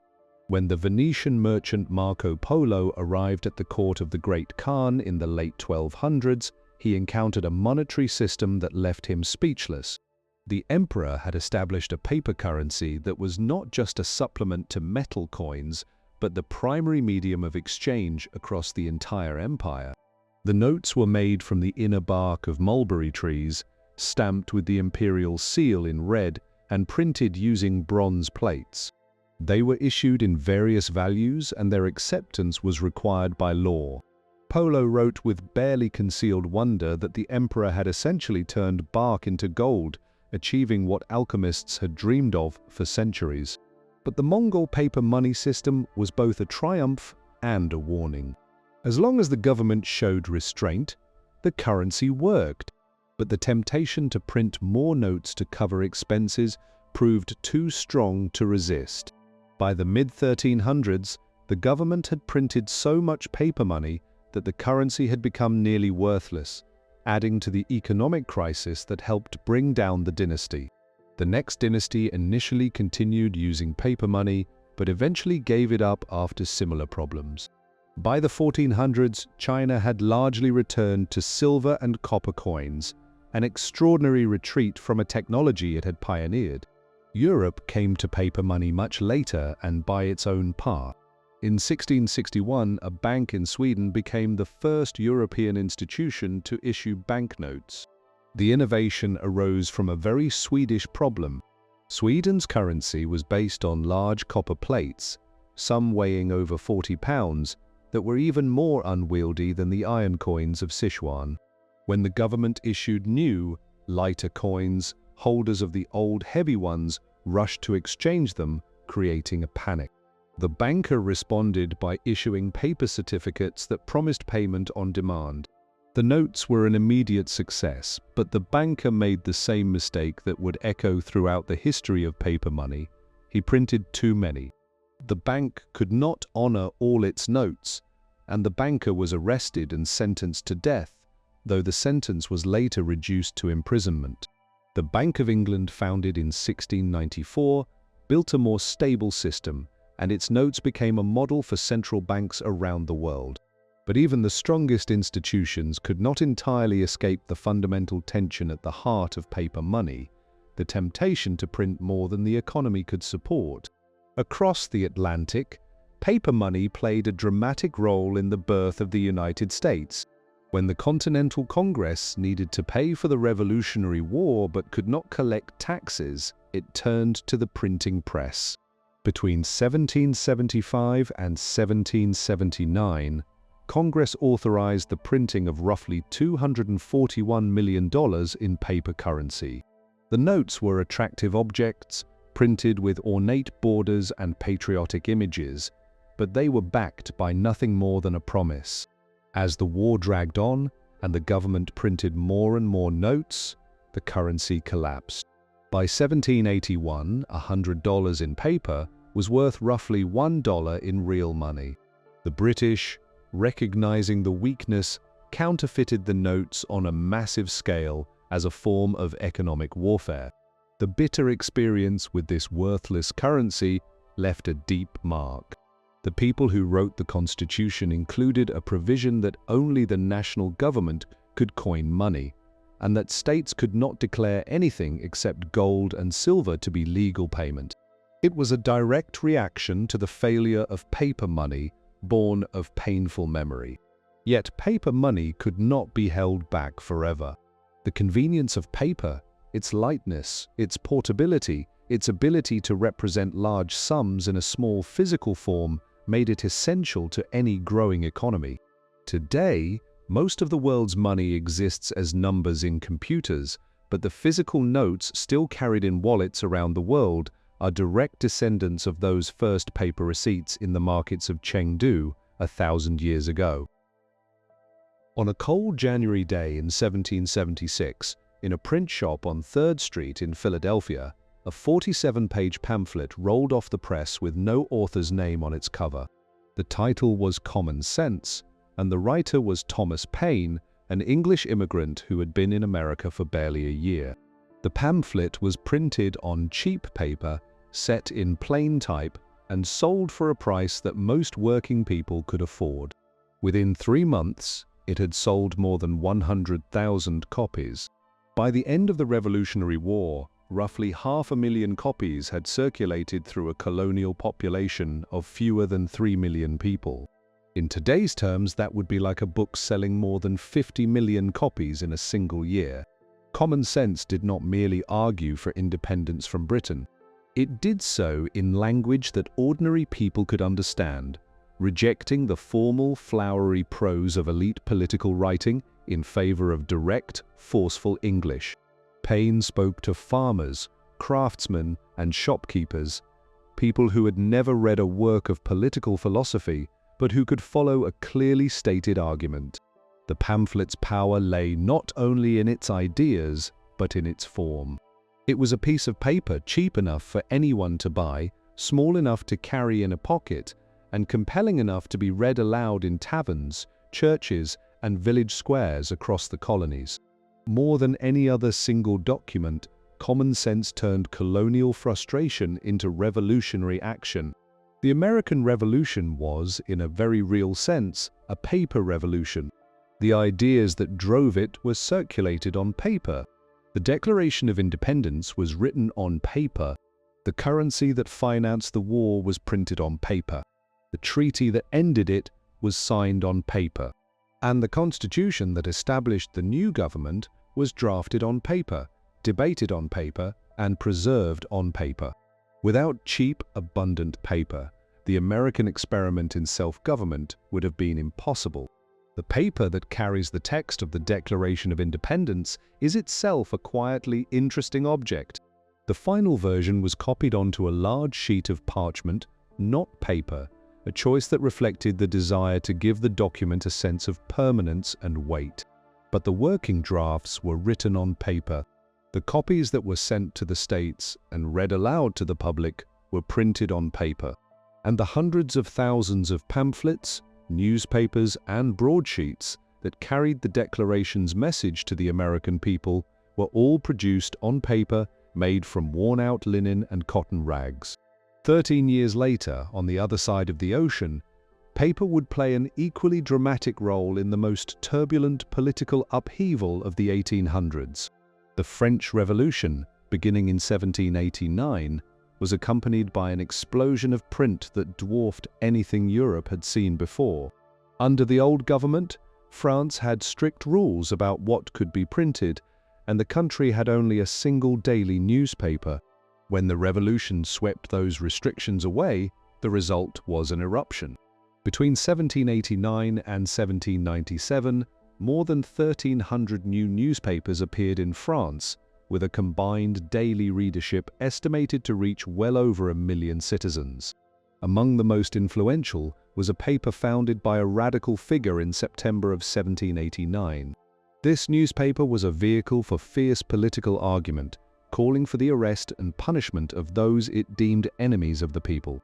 Its headlines were printed in large type so that street sellers could shout them to passers-by, turning the printed page into a spoken message that reached even those who could not read. The publisher understood that paper was a weapon, and he used it with ruthless skill. The French revolutionary press was not one-sided. Supporters of the king, moderates, and radicals of every type published their own newspapers, pamphlets, and broadsheets, turning the streets of Paris into a battlefield of competing paper messages. The great speakers of the revolution all understood that their words needed to travel beyond the walls of the assembly hall, and the printed page was how they did it. Paper carried the revolution's ideas from Paris to the countryside, from France to the rest of Europe, and eventually to the wider world. An earlier precedent had been set in England during the Civil War of the 1640s.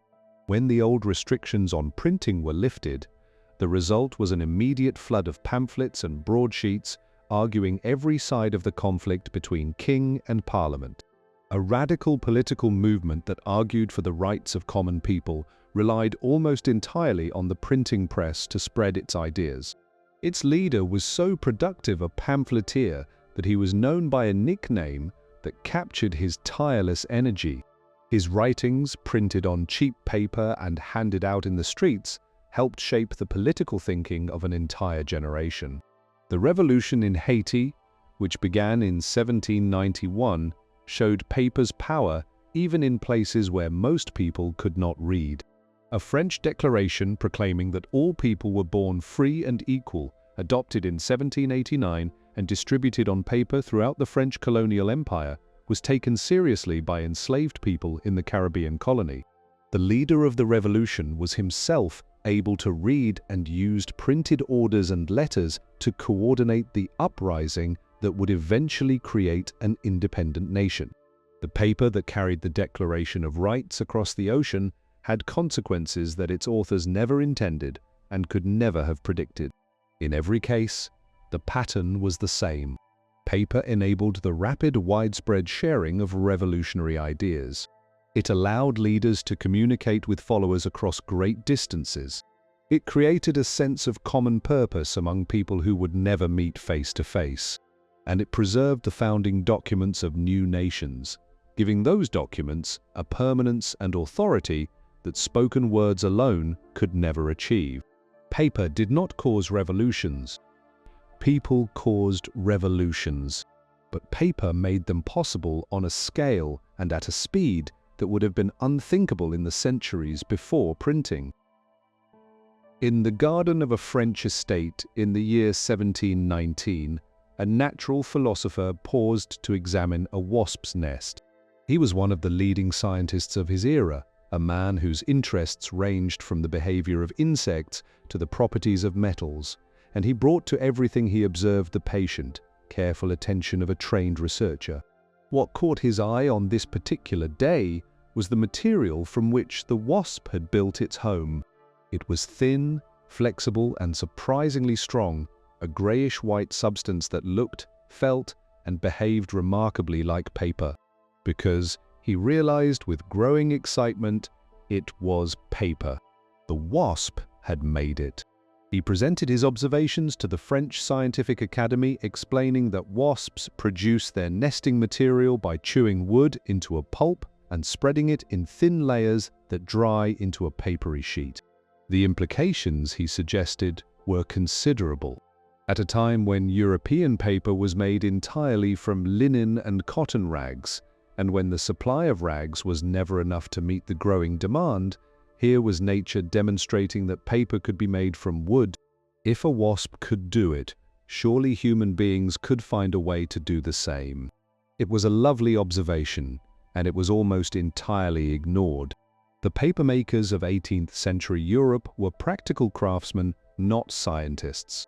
They had no interest in theories about insect behavior, however clever. They knew how to make paper from rags. They had been making paper from rags for centuries, and they saw no reason to change. The rag shortage was a familiar problem, one that could be managed through better collection and stricter laws about exporting rags.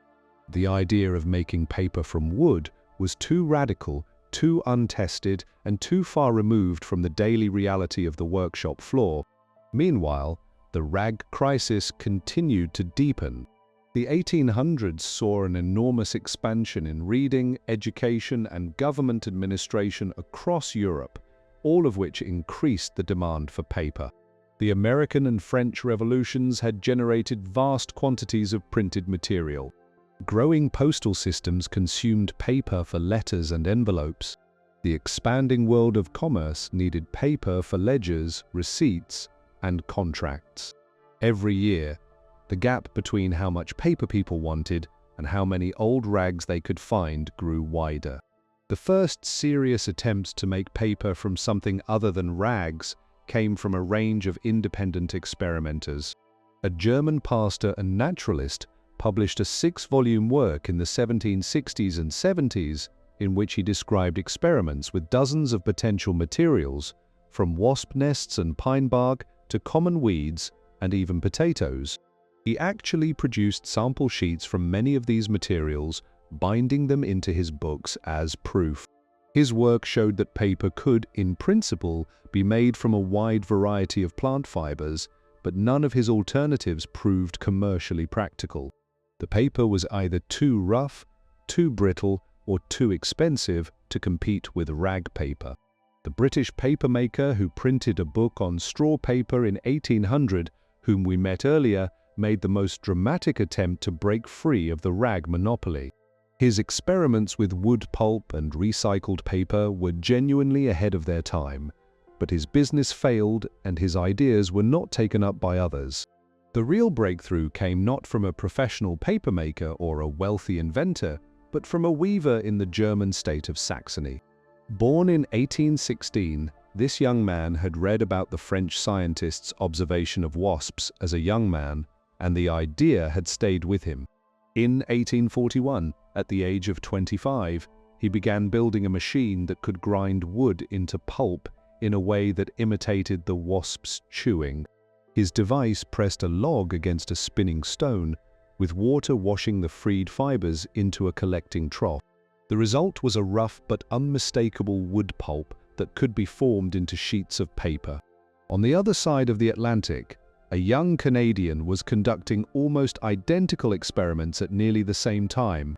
Born in 1821 near the city of Halifax, he had grown up near paper workshops and was familiar with both the craft and its constant raw material problem.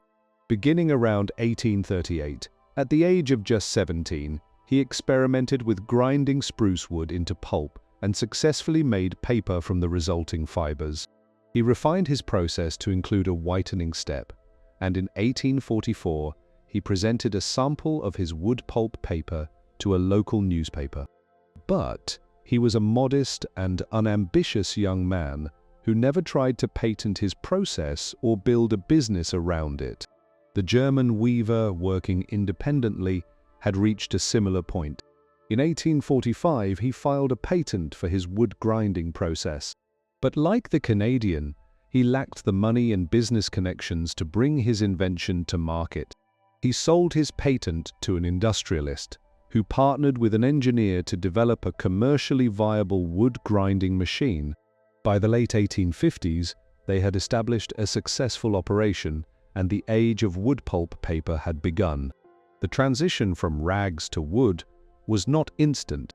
Through the 1860s and 70s, the wood pulp process was gradually refined and expanded, while rag paper continued to be made alongside the new material.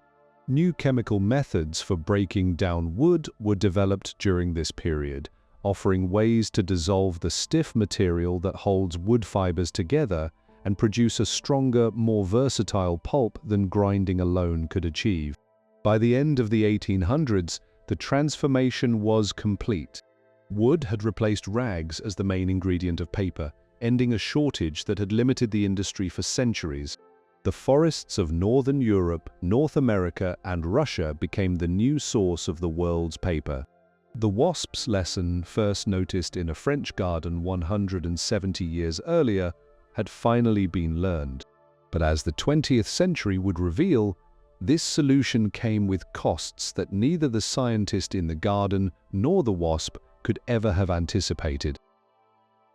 In the closing years of the 1700s, in a paper workshop south of Paris, a young clerk named Louis Nicolas Robert grew tired of watching his co-workers quarrel. Robert had served in the French army before taking a job at the workshop, which was owned by a well-known publishing family. Every day he watched the skilled workers who formed paper by hand argue with the management over wages, hours, and the pace of work. These workers were proud craftsmen with strong traditions, and they did not bend easily. Robert, watching them dip their frames into the vat, shake the pulp, and peel each sheet one by one, began to wonder whether the entire process could be done by a machine. If it could, the disputes would become irrelevant, and paper could be produced in quantities that human hands could never match. He spent years developing his idea, and in 1798 he produced a working model. The concept was elegantly simple. A continuous belt of woven wire mesh moved over rollers, receiving a steady flow of watered-down pulp at one end and delivering a continuous sheet of wet paper at the other. The water drained through the mesh as the belt moved forward, and the emerging paper was pressed between rollers to squeeze out the remaining moisture. The result was not individual sheets formed one at a time, but a single unbroken ribbon of paper, produced continuously for as long as pulp was fed into the machine. In January of 1799, Robert received a patent for his invention, describing it as a machine for forming paper in very long lengths. The concept was revolutionary, but the first version was imperfect. The paper it produced was narrow and uneven in quality, and it needed considerable improvement before it could compete with handmade sheets. Unfortunately for Robert, his relationship with his employer fell apart into legal disputes over who actually owned the patent. The quarrel dragged on for years, and Robert, frustrated and without money, eventually gave up his claim to the machine that would end up bearing someone else's name. That name belonged to two London stationers, the Fordrinier brothers, Henry and Seeley. They saw commercial potential in the French invention and invested heavily in developing it. An English engineer rebuilt the machine from the ground up, solving problems of wire tension, pulp distribution, and pressing that the original had not fully addressed. By 1807, he had produced a machine that could make paper of acceptable quality in continuous rolls, and by 1812, improved versions were running in several English workshops.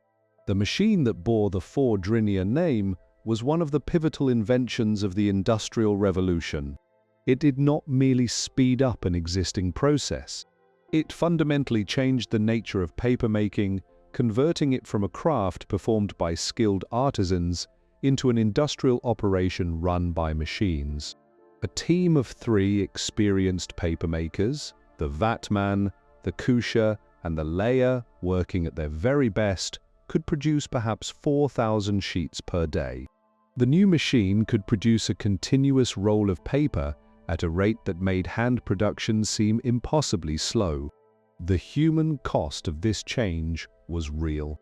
The skilled papermakers, who had been the backbone of the European paper industry for centuries, found their livelihoods threatened by machines that could be operated by less skilled workers at lower pay. The centuries-old apprenticeship system, the passing of knowledge from master to student, the tight-knit social world of the paper workshop with its family traditions, all of this was swept away by the relentless efficiency of the machine. Some hand paper makers found work operating the new equipment. Others moved into different trades. A few continued to make paper by hand in small workshops, serving specialized markets.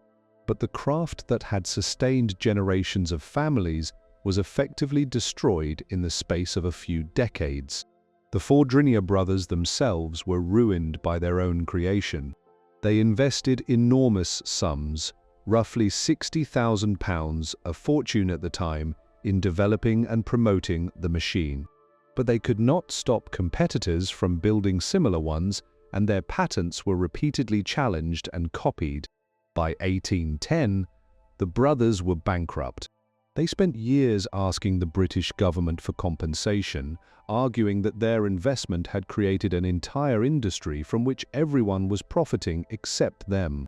The government eventually granted them a modest payment, but the brothers died in poverty, their name attached to a machine that made vast fortunes for everyone except its backers.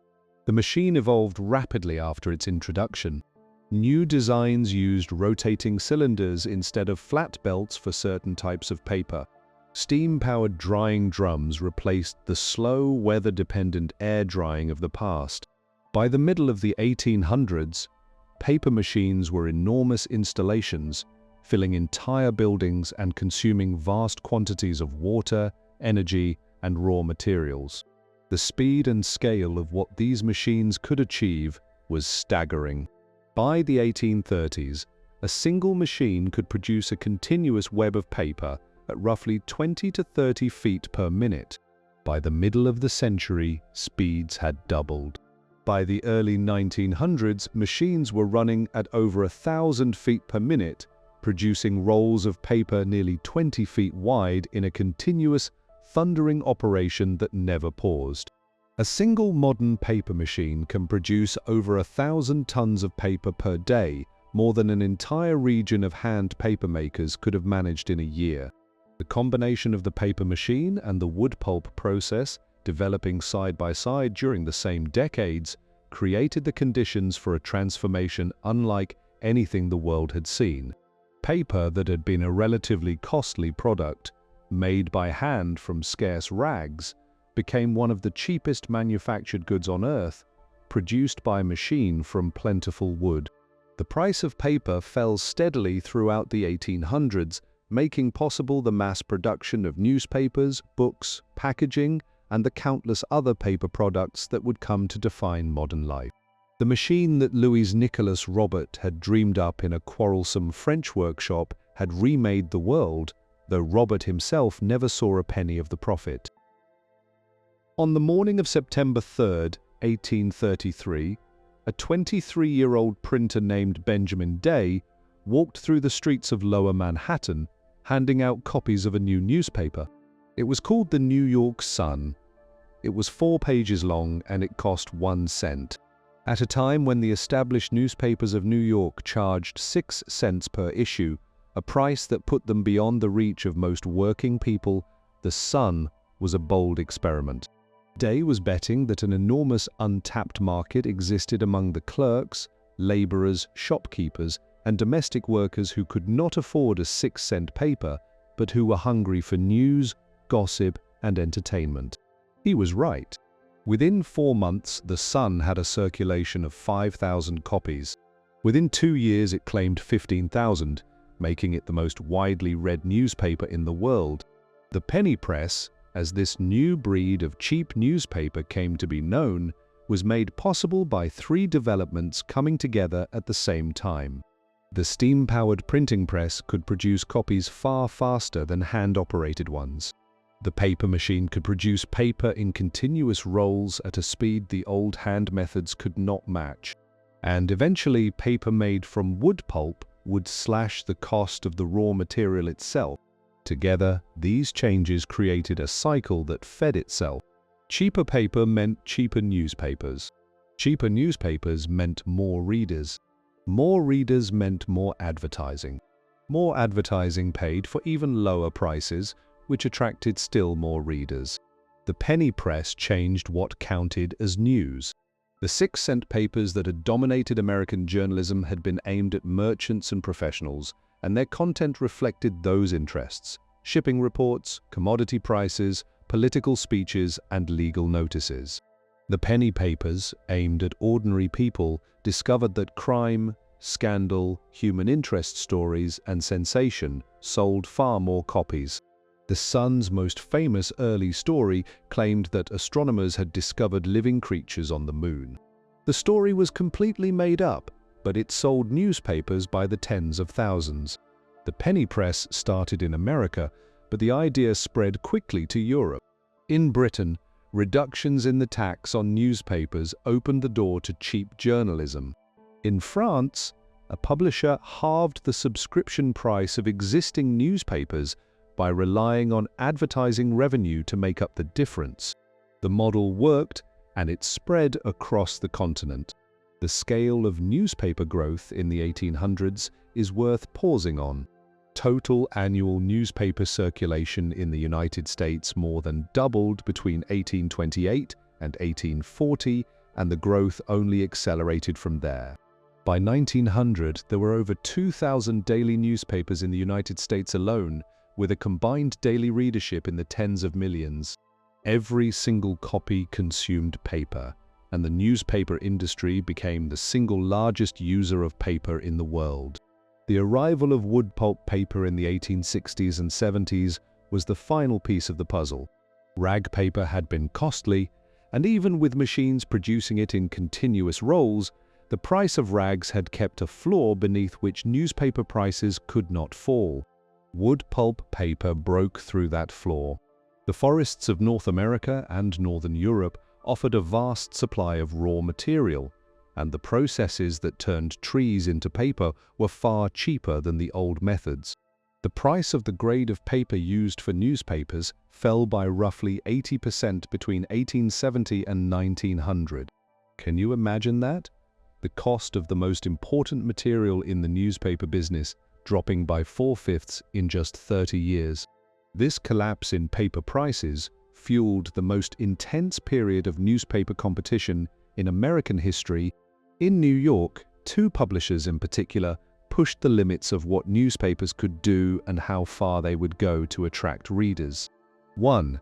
A Hungarian immigrant purchased a struggling paper in 1883 and pioneered the use of bold headlines, dramatic pictures, color printing, and weekend supplements. The other, heir to a mining fortune, bought a rival paper and copied these methods while pushing them even further. Their circulation war became one of the defining media spectacles of the era. The competition between these two men gave rise to what became known as yellow journalism, named after a cartoon character that both papers published. Yellow journalism was characterized by sensational headlines, exaggerated stories, and a willingness to sacrifice accuracy for sales. Its most serious consequence came in 1898, when an American warship exploded in a Caribbean harbor, killing over 200 sailors. The rival newspapers ran enormous headlines blaming a foreign government for the explosion, and their relentless coverage helped create the public pressure that led to a war. Cheap paper, produced by the ton from the forests of the northern United States, had helped to start a war. The newspaper age was also the age of mass reading. The same cheap paper that made newspapers affordable made schoolbooks affordable, and the expansion of public education in the late 1800s created a reading public that had never existed before. By 1900, the ability to read had become nearly universal in the United States, Britain, France, and Germany. The working class, which had been largely shut out of the world of print for centuries, was now its biggest audience. The daily newspaper became a part of working class life, read on the morning journey to work, during the lunch break, and in the evening at home. The environmental cost of this abundance was largely invisible to the people who enjoyed it. The forests that supplied the paper mills were far from the cities where the newspapers were read. The rivers polluted by the waste from those mills flowed through small communities with little power to complain, and the acid in the cheap wood pulp paper was slowly destroying the newsprint itself, though it would be decades before anyone fully understood what was happening. But in the heady years of the newspaper age, none of this seemed to matter. Paper was cheap, news was plentiful, and the presses never stopped. On the first day of January in 1863, just minutes after midnight, a man named Daniel Freeman walked into a land office in the Nebraska Territory and filed the very first claim under a new law called the Homestead Act. The document he signed was a simple piece of paper, a form printed by the United States government, asking for his name, his age, his citizenship, and his intention to settle on and improve 160 acres of public land in exchange for a small filing fee. With that single piece of paper, Freeman claimed a tract of land near the town of Beatrice, Nebraska, that he would farm for the rest of his life. His cabin still stands today, preserved as a national park. Between 1862 and 1934, roughly 4 million Americans filed similar claims. Each claim was a piece of paper. Each approval was a piece of paper. Each deed of title, proving that the person had fulfilled the law's requirements by living on and improving the land for 5 years, was a piece of paper. In total, approximately 270 million acres of government land, an area larger than France and Germany combined, were transferred from public to private ownership through this paper process. The American frontier was not opened by guns alone. It was opened by paper. The paper trail of westward expansion went far beyond homestead claims. Treaties between the United States government and Native American nations were written on paper, signed with signatures and marks, and filed in government offices. These treaties promised lands, annual payments, and protections in exchange for vast stretches of territory, and they were broken with heartbreaking regularity. But they existed on paper, and that paper record would prove important in later centuries when Native American nations used those documented promises to press legal claims against the government that had made and broken them. Paper was both the tool of taking and eventually a tool of accountability. Land deeds, mining claims, water rights, timber contracts, railroad charters, and territorial ordinances all ran on paper. The vast government apparatus that surveyed the land, registered claims, settled disputes, and enforced laws consumed paper in quantities that grew with every mile of expansion. The government office responsible for managing public lands eventually accumulated hundreds of thousands of file boxes, each one holding the paper records of individual transactions. Frontier newspapers were another important part of paper's role in the American West. Nearly every town that wanted to be taken seriously established a newspaper, often before it had a school, a church, or a proper courthouse. The frontier editor was a figure of outsized influence, part journalist, part town promoter, part political voice. The newspaper served as the town's connection to the outside world, attracting new settlers, advertising local businesses, and arguing for the railroad connections that could determine whether a town thrived or disappeared. The paper for these newspapers was expensive and hard to transport, arriving by wagon, steamboat, or eventually by train from workshops in the East. When supplies ran short, frontier printers sometimes printed on wrapping paper, wallpaper, or whatever else they could find. The most famous document in American history, the Declaration of Independence, shows the complicated relationship between paper, parchment, and political power. Thomas Jefferson drafted the Declaration on paper made from hemp in June of 1776.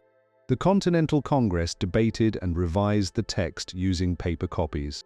But when the final version was prepared for signing, the Congress ordered it written out on parchment, the traditional material for the most important legal documents. The choice was deliberate. Parchment, made from treated animal skin, was more durable than paper and carried a sense of permanence and authority that paper did not yet possess. The signed Parchment Declaration has survived for 2.5 centuries, though not without difficulty, while the paper drafts have fared less well. The Constitution and the Bill of Rights were similarly written out on parchment. But the copies that were actually sent to the states for debate and approval were printed on paper, and it was these paper copies that ordinary citizens read and discussed. The parchment originals were symbols of authority. The paper copies were the working tools of democracy. The American Civil War generated its own flood of paper. Military orders, supply lists, enrollment records, hospital reports, pension applications, and the enormous flow of letters between commanders in the field and officials in Washington all required paper. The Union forces alone consumed millions of sheets during the 4 years of the war.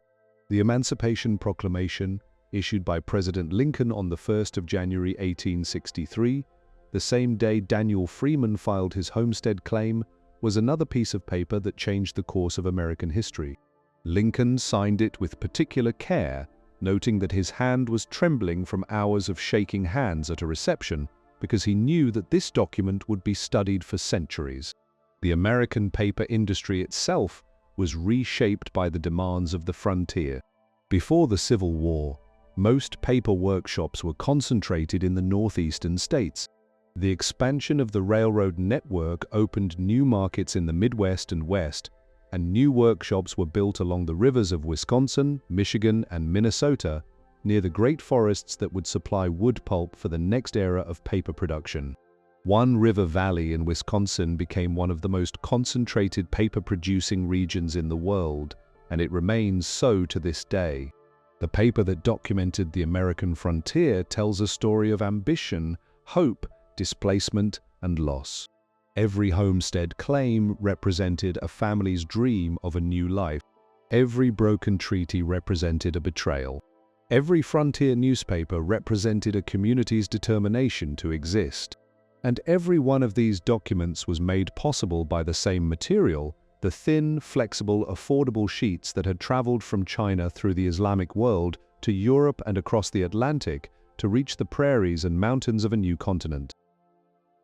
In a small apartment in Tokyo in the years after the Second World War, a former factory worker was folding paper. He had been doing it since childhood, when he learned the traditional folds that most Japanese children knew: the crane, the boat, the frog. But this man was doing something different. He was not following instructions. He was inventing, working with nothing more than a single sheet of paper and his own imagination. He was creating animal figures of startling realism, birds with individual feathers, insects with jointed legs, mammals with expressive faces, all folded from one uncut sheet without glue, scissors, or any material other than the paper itself. In 1954, he published a book that transformed the art of paper folding from a children's pastime into a recognized art form. By the time of his death at the age of 94, he had created more than 50,000 original designs and was known around the world as the Grand Master of Origami. His contribution was not only artistic but technical. He developed a technique in which the paper is dampened before folding, allowing it to be shaped into soft, sculptural curves rather than the hard geometric creases of traditional work. He also helped create, with an American collaborator, a standardized system of diagrams using dots, dashes, and arrows to represent different kinds of folds. This system became the universal language of paper folding, allowing people from any country to share their designs across languages and cultures. The history of paper folding before this modern master is surprisingly unclear. The earliest concrete evidence of recreational paper folding in Japan dates to the 1700s, with references to folded butterflies used at weddings appearing in poetry from that era. The first known instruction books appeared in the 1800s. During the long period of relative peace and cultural development between the early 1600s and the mid-1800s, paper folding became increasingly popular as the price of handmade Japanese paper came down, making the material affordable for ordinary households. But paper folding was not uniquely Japanese. Independent traditions developed in China, where paper had been invented, and in Europe, where it arrived through Spain. The Spanish tradition appears to have grown from geometric paper folding techniques that entered Spain along with paper-making itself, carried by the Moors. A small folded bird design is a traditional Spanish creation that can be traced back at least to the 1600s. In many European schools, paper folding was taught as a way to develop skill with the hands and understanding of geometry, a practice that was formalized in the 1800s by the German educator who invented the concept of the kindergarten. Now, let us travel to a different kind of paper art, one that involves not folding, but painting on water. In the workshops of the Ottoman Empire, artists practiced a technique in which they floated colored pigments on the surface of a shallow tray filled with water, thickened by a natural gum. Using fine-pointed tools, the artist would drop color onto the surface, where it spread into circles and then draw through the color with needles, combs, and thin sticks to create intricate swirling patterns. When the design was complete, a sheet of paper was laid gently on the surface, absorbing the floating pigments and capturing the pattern in a single, unrepeatable moment. Each sheet was unique, a one-time transfer that could never be exactly reproduced. This art form, believed to have originated in Central Asia and reached the Ottoman Empire by the 1500s, was more than decorative. Bookbinders used these patterned papers to line the covers of books, and because each pattern was unique and difficult to forge, a broken pattern indicated that pages had been removed or replaced. The technique spread to Europe in the 1600s, where it became known as marbled paper and was widely adopted by bookmakers. Imagine opening an old leather-bound book and seeing on the inside covers a swirl of deep blue and gold, patterns that look like the surface of a slow-moving river catching the sunset light. That is marbled paper, and every sheet is one of a kind. China contributed its own paper art in the form of paper cutting, which may date back to the 2nd century of the Common Era, shortly after the invention of paper itself. By the Tang dynasty, paper cutting had become a widespread folk art used to decorate windows, doors, and walls during festivals. The designs were typically cut from red paper because red symbolized luck and happiness, and they depicted everything from flowers and animals to scenes from daily life and mythology. Paper cutting was predominantly a women's art, passed from mother to daughter, grandmother to granddaughter, across generations. Then there is the technique of layering paper and paste to create three-dimensional objects.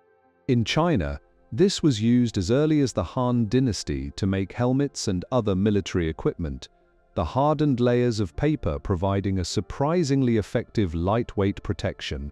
In Persia and the Islamic world, the technique was refined into a luxury art form, with lacquered and painted objects becoming prized possessions. In Europe, it became popular for everything from decorative trays to theatrical masks. In Mexico, it is used to create the brightly colored figures that are broken open at celebrations, a tradition that blends Spanish and native influences. All of these art forms share a common foundation: the remarkable versatility of paper as a material. A single sheet can be folded into a three-dimensional sculpture, painted on water to create an unrepeatable pattern, cut into designs of breathtaking delicacy, or layered into a material hard enough to stop an arrow. No other writing surface in history has inspired such a range of creative expression. The earlier writing materials were written on and nothing more. But paper was folded, cut, painted, molded, sculpted, and transformed into art forms that its inventors in ancient China could never have imagined. In the year 589 of the Common Era, a Chinese scholar offered a piece of advice that reveals, in a single sentence, just how deeply paper had already penetrated the daily life of Chinese civilization. Writing instructions for his family, he cautioned his descendants that they should not use paper bearing the texts of the classics or the names of respected people for toilet purposes. The concern was not about using paper in the bathroom. That, evidently, was already common practice.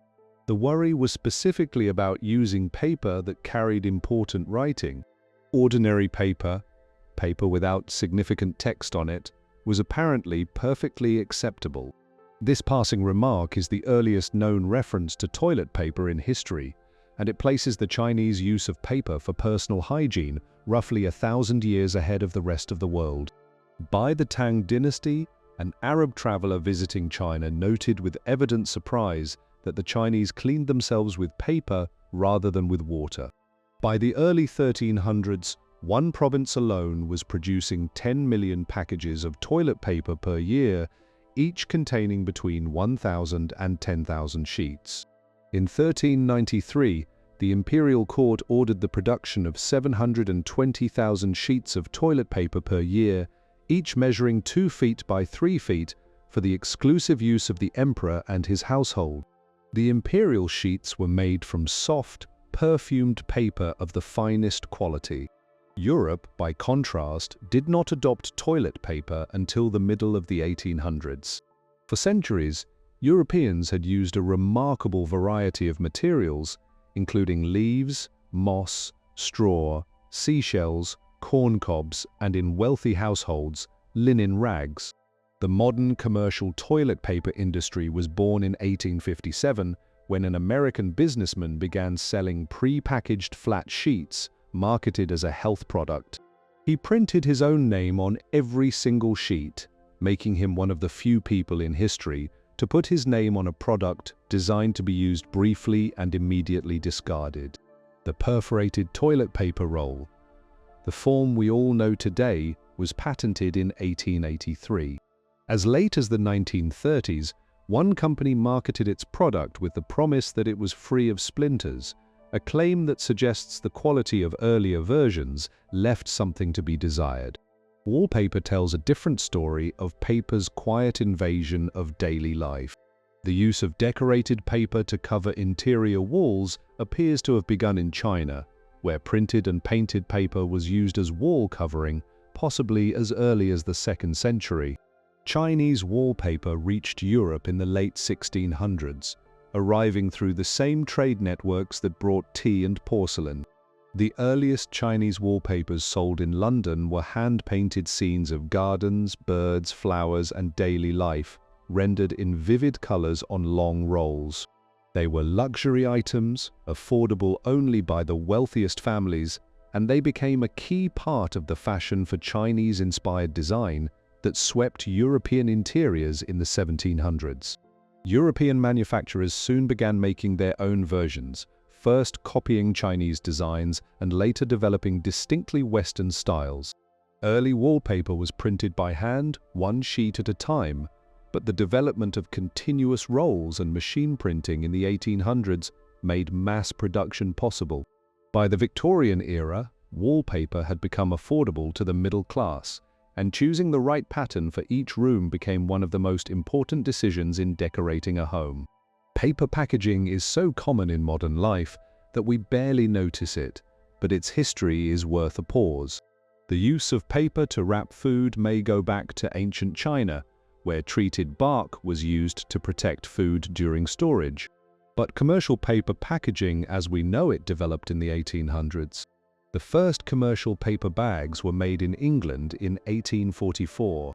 A machine for mass-producing them was invented in America in 1852. The flat-bottomed grocery bag, the kind you might still receive at a store today, was developed in the 1870s by one of the few women inventors of that era, who had to fight a legal battle to keep her patent after a man tried to claim it as his own. Cardboard boxes appeared in 1817. The corrugated material that gives modern shipping boxes their strength, that familiar wavy layer sandwiched between flat sheets, was patented in England in 1856, though its original use was not for shipping at all. It was first used as a liner for the tall top hats that were fashionable at the time. A Brooklyn printer accidentally invented the folding carton in the 1870s when a printing press malfunctioned and cut through a stack of paper bags instead of creasing them. He realized the same principle could be used to create pre-cut, flat boxes that customers could fold into shape themselves.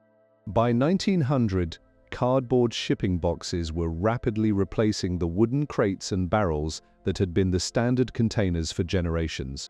Paper also transformed communication in ways that went far beyond books and newspapers. The postcard, introduced in 1869, created a new form of correspondence that was cheaper and more casual than a sealed letter.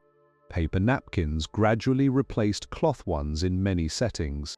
Paper cups, invented in 1907, addressed health concerns about shared drinking vessels at public water fountains. Paper towels were introduced the same year. By the early 1900s, paper had become so thoroughly woven into the fabric of daily life that its absence would have been unthinkable. A typical household used paper in dozens of forms every day, from the morning newspaper to the bag that held the groceries, from the wallpaper on the walls to the toilet paper in the bathroom. Paper wrapped presents, lined shelves, cleaned surfaces, and carried messages. It was the most intimate of manufactured products, touching every part of human life from beginning to end, from the certificate that recorded a birth to the notice that announced a death. Paper had become, in every sense, the fabric of civilization. On a spring morning in 1918, somewhere above the trenches of the Western Front, a British balloon released its cargo into the wind. Drifting on the breeze toward the German lines, the balloon carried not explosives, but paper, thousands of small leaflets printed with messages designed to weaken the morale of the exhausted soldiers below. Some leaflets contained news of victories. Others featured photographs of prisoners of war, well-fed and smiling, meant to show that surrender was not only safe, but preferable to continued fighting. Still others carried passes printed in German, promising decent treatment to any soldier who presented the leaflet when giving himself up. These were the paper bullets of the First World War, and by the time the fighting ended in November of 1918, the British alone had launched more than 35,000 balloons and dropped over 20 million leaflets on enemy positions. The use of paper as a weapon of psychological warfare was not new, but the First World War industrialized it. A dedicated section of British military intelligence focused specifically on producing propaganda materials. The leaflets were carefully crafted by people who studied the morale, political divisions, and cultural sensitivities of the opposing soldiers, tailoring their messages for the greatest impact. By the final months of the war, German commanders were so worried about the effect of these leaflets that they threatened severe punishment for any soldier caught picking one up. The Second World War took paper warfare to an entirely new scale. Allied forces distributed more than 6 billion leaflets across Western Europe and the Pacific during the course of the conflict. Specialized devices were invented for dropping paper from aircraft, including hollow casings packed with leaflets that burst open at a set altitude, scattering their paper payload across a wide area. Writers, artists, translators, and psychologists were employed to produce materials in dozens of languages, aimed at both enemy soldiers and civilian populations. But paper was not only a tool for attacking the enemy's spirit, it was also a tool for controlling and identifying people, and in the hands of certain governments, it became an instrument of terrible oppression. In occupied Europe during the Second World War, identity papers were quite literally matters of life and death. A mandatory identification document contained the holder's photograph, fingerprints, and personal details. For Jewish citizens, it bore a prominent stamp that marked them for persecution. Having the right papers meant survival. Having the wrong ones or none at all meant arrest and worse. The importance of these identity documents created a vast underground industry of forgery. In occupied Poland, resistance networks maintained groups of forgers who produced fake documents to help people escape detection. In France, similar networks gave Jewish families false papers and used them to smuggle children to safety. A diplomat in Switzerland issued thousands of protective certificates to Jewish people, documents that had no official standing but that, in the chaos of the war's final years, were sometimes enough to save a life. An estimated 9 out of 10 people who held these certificates survived the war. Paper, in this case, was a shield against destruction. Paper rationing during the war affected every part of daily life. In the United States, publishers had their paper supplies cut. Newspapers printed fewer pages on thinner sheets. High schools stopped producing yearbooks.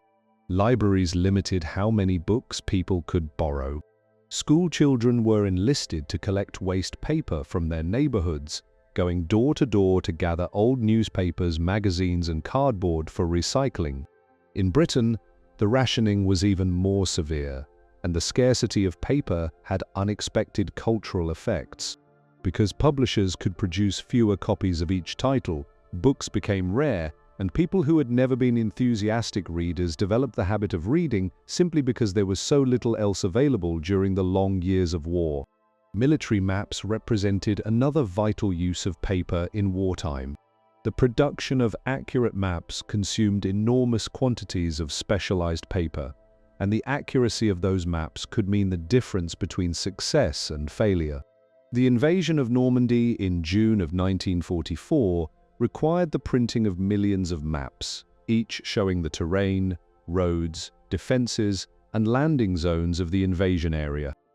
The maps had to be printed on waterproof paper to survive the ocean crossing, and they had to be distributed to thousands of individual units in complete secrecy. The mapping effort for that single operation consumed more paper than many small countries used in an entire year. Intelligence services found paper useful in more subtle ways. Techniques were developed for hiding messages in innocent-looking objects, from thin paper concealed inside the binding of a book to tiny photographic reductions that could compress an entire page of text onto a dot no bigger than the period at the end of a sentence. Coded messages were written with invisible inks that could only be revealed by heat or chemical treatment. The entire machinery of spying, from coded messages to forged passports, depended on paper. The Cold War continued the tradition of paper as a weapon of competing ideas.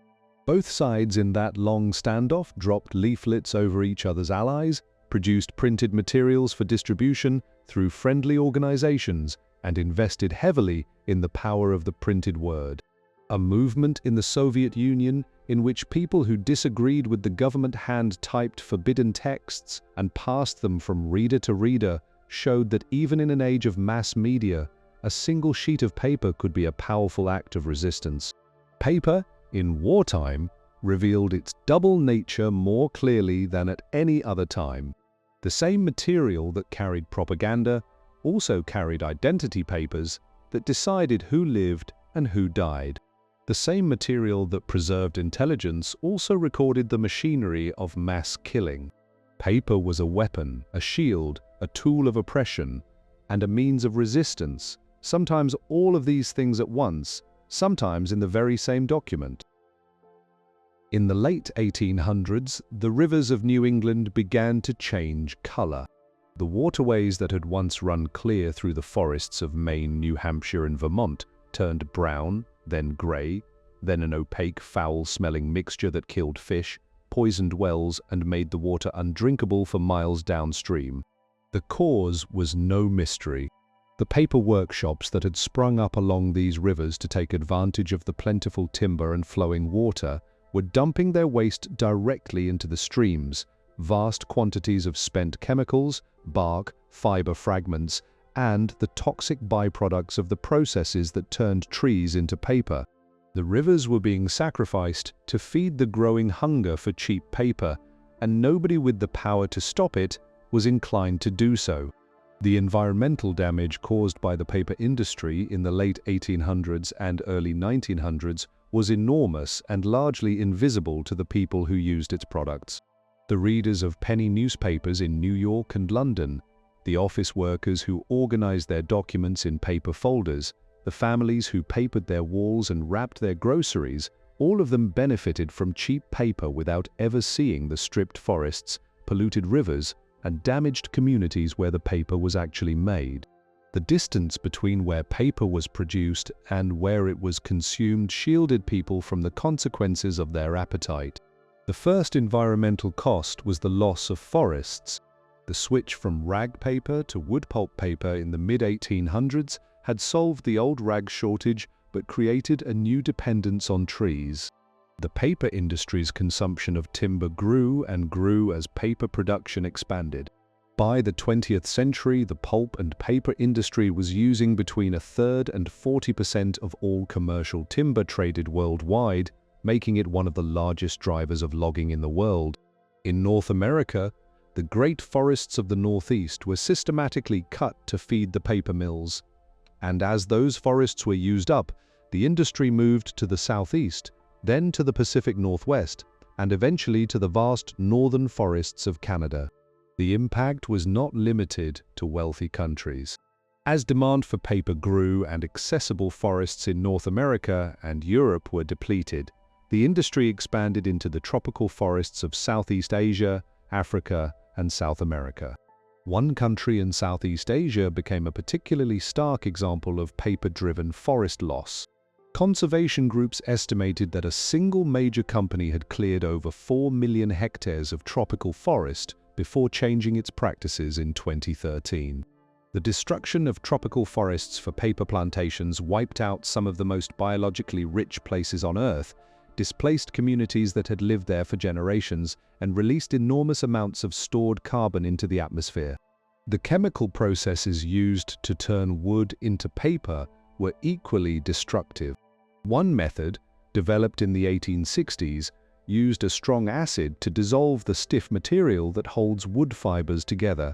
The leftover liquid from this process, a foul mixture of dissolved wood compounds and sulfur chemicals, was typically dumped untreated into rivers or coastal waters. A later method, which produced stronger paper and eventually became the dominant approach, used a different combination of chemicals but created one of the most notorious industrial odors in history. The sulfur compounds released by these mills produced a smell that has been compared to rotten eggs, rotten cabbage, and raw sewage. Towns that depended on these mills for their livelihood learned to tolerate the stench. As a popular saying in mill towns went, the smell was the smell of money. The process of bleaching added another layer of harm. To produce the white paper that consumers expected, mills bleached their pulp with chlorine, a process that created extremely toxic compounds that were discharged in the wastewater, contaminating rivers and lakes, and building up in the bodies of fish and other water creatures. These compounds were linked to serious health problems, including cancer and immune system damage. The discovery of this contamination near paper mills in the 1980s and 90s led to new rules in many countries and a gradual shift toward bleaching methods that did not use chlorine. The amount of water consumed in making paper was another cost that was easy to overlook. Producing a single ton of paper required between 10 and 20,000 gallons of water, depending on the type and the efficiency of the mill. Much of this water was returned to the environment carrying chemicals, fiber scraps, and excess heat. In places where water was already scarce, the paper industry's thirst competed with the needs of farmers and towns, creating conflicts that persist to this day. The energy required was also substantial. Turning trees into paper demanded enormous amounts of power, much of it historically generated from fossil fuels. Paper mills were among the largest industrial energy consumers in many countries, and their contribution to air pollution was significant. The environmental movement that grew in the 1960s and 70s brought new attention to these problems. A landmark book about the damage caused by industrial chemicals, published in 1962, helped create the public awareness that eventually led to environmental regulations. New government agencies were established, and new laws imposed restrictions on what mills could release into waterways. The industry responded with cleaner technologies, systems that recycled water rather than discharging it, and alternative bleaching methods. Progress was real but uneven, and it was often resisted by those who feared the cost. A voluntary certification system was created in 1993 to allow consumers to identify paper made from responsibly managed forests. By the early 21st century, roughly half of the forests used for paper production were under some form of sustainable management. But standards varied, enforcement was inconsistent, and illegal logging continued in many parts of the world. The paper industry's relationship with the natural world remained and remains a work in progress, with genuine improvements in some areas offset by continuing damage in others. In the stacks of a library in the middle decades of the 20th century, a researcher made a disturbing discovery. He had been studying the condition of books and documents in library collections, and what he found alarmed him.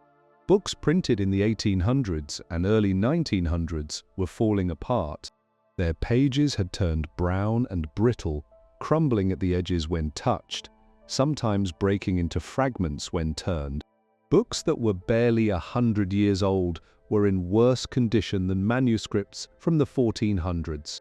Something was destroying the paper from within, and it was happening on a vast scale.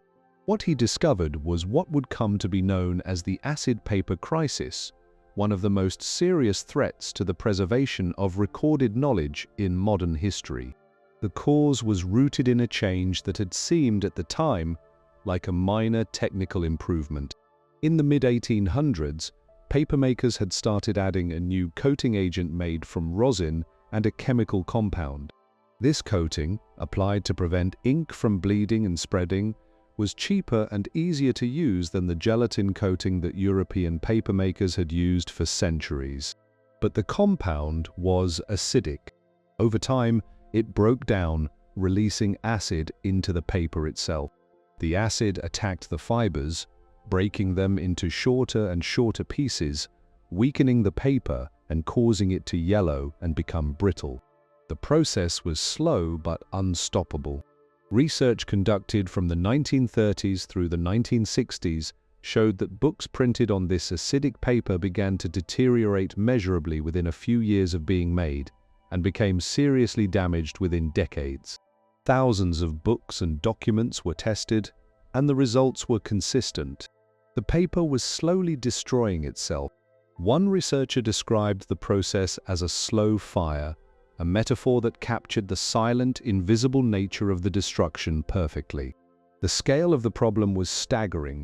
Because the acidic coating had been nearly universal in wood pulp paper since the mid-1800s, virtually every book, newspaper, magazine, and document printed between roughly 1850 and 1990 was at risk. Major libraries around the world estimated that enormous portions of their collections were on acidic paper and in some stage of decay.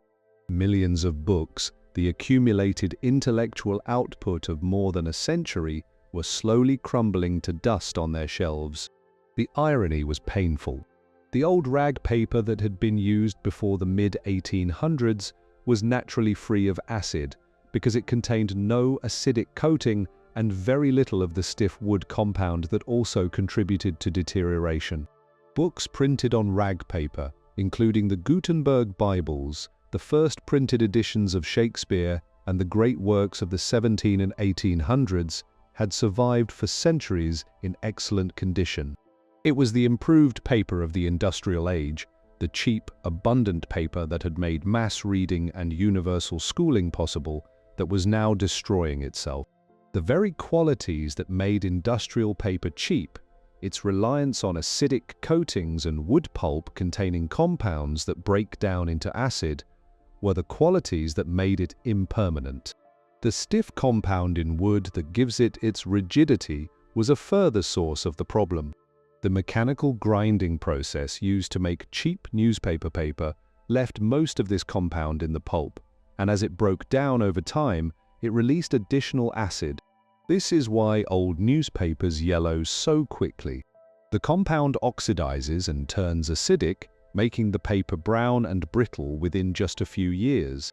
Chemical methods of making pulp removed most of this compound, producing more stable paper, but the addition of the acidic coating still made even these better papers vulnerable.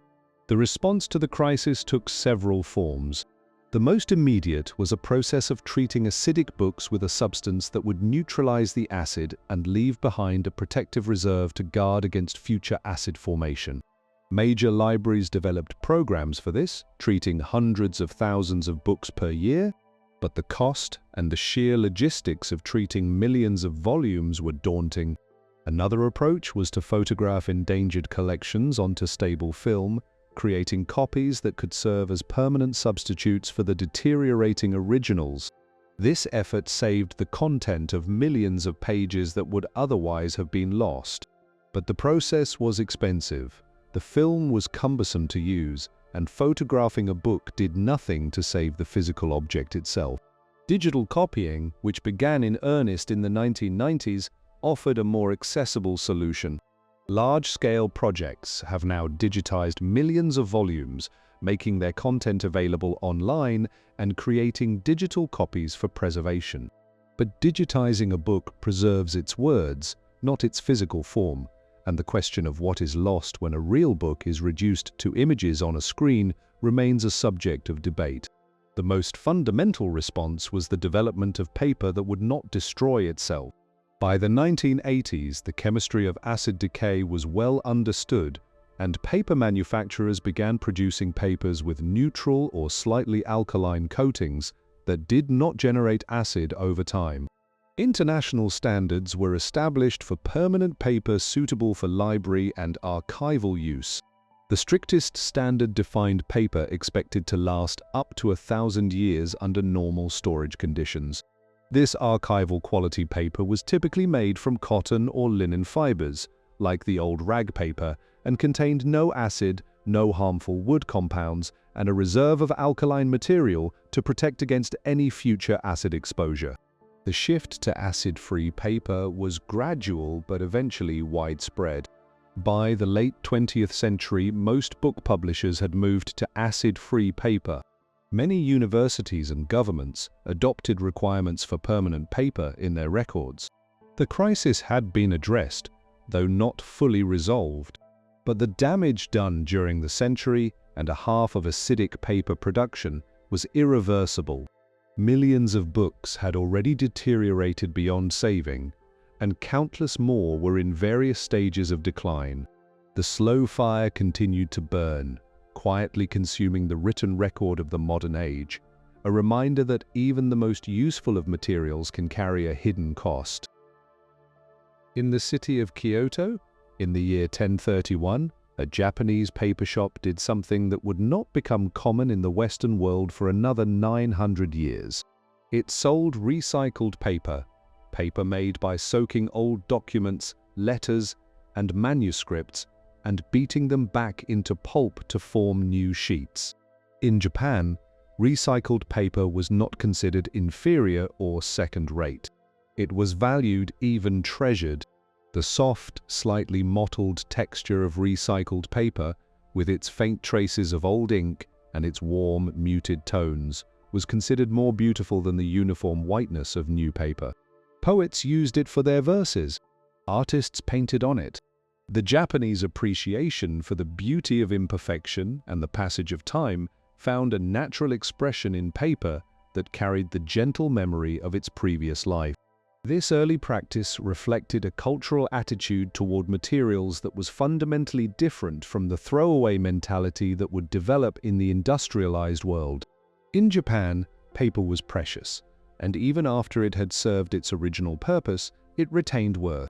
Old paper was collected, sorted, soaked, and beaten back into pulp, then formed into new sheets that bore a subtle record of their history. The practice continued for centuries, and remains a part of Japanese papermaking culture to this day. There is something quietly moving about that idea, a sheet of paper carrying within its fibers the ghostly traces of words that were written on it 100 years ago. In Europe, paper recycling grew out of the same economic pressures that had always shaped the paper industry. The first paper workshop in North America, established near Philadelphia in 1690, used old rags and waste paper alongside new rags as a matter of basic necessity. Rags were scarce and expensive, and anything that could be turned back into pulp was too valuable to throw away.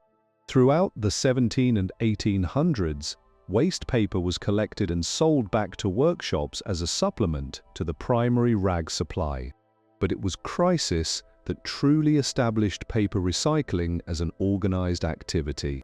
The economic collapse of 1929 and the depression that followed created conditions in which nothing could be wasted. Recycling operations for paper, metal, and other materials expanded across Europe and the United States as households and businesses were forced to squeeze every last bit of value from every scrap. The Second World War intensified this impulse.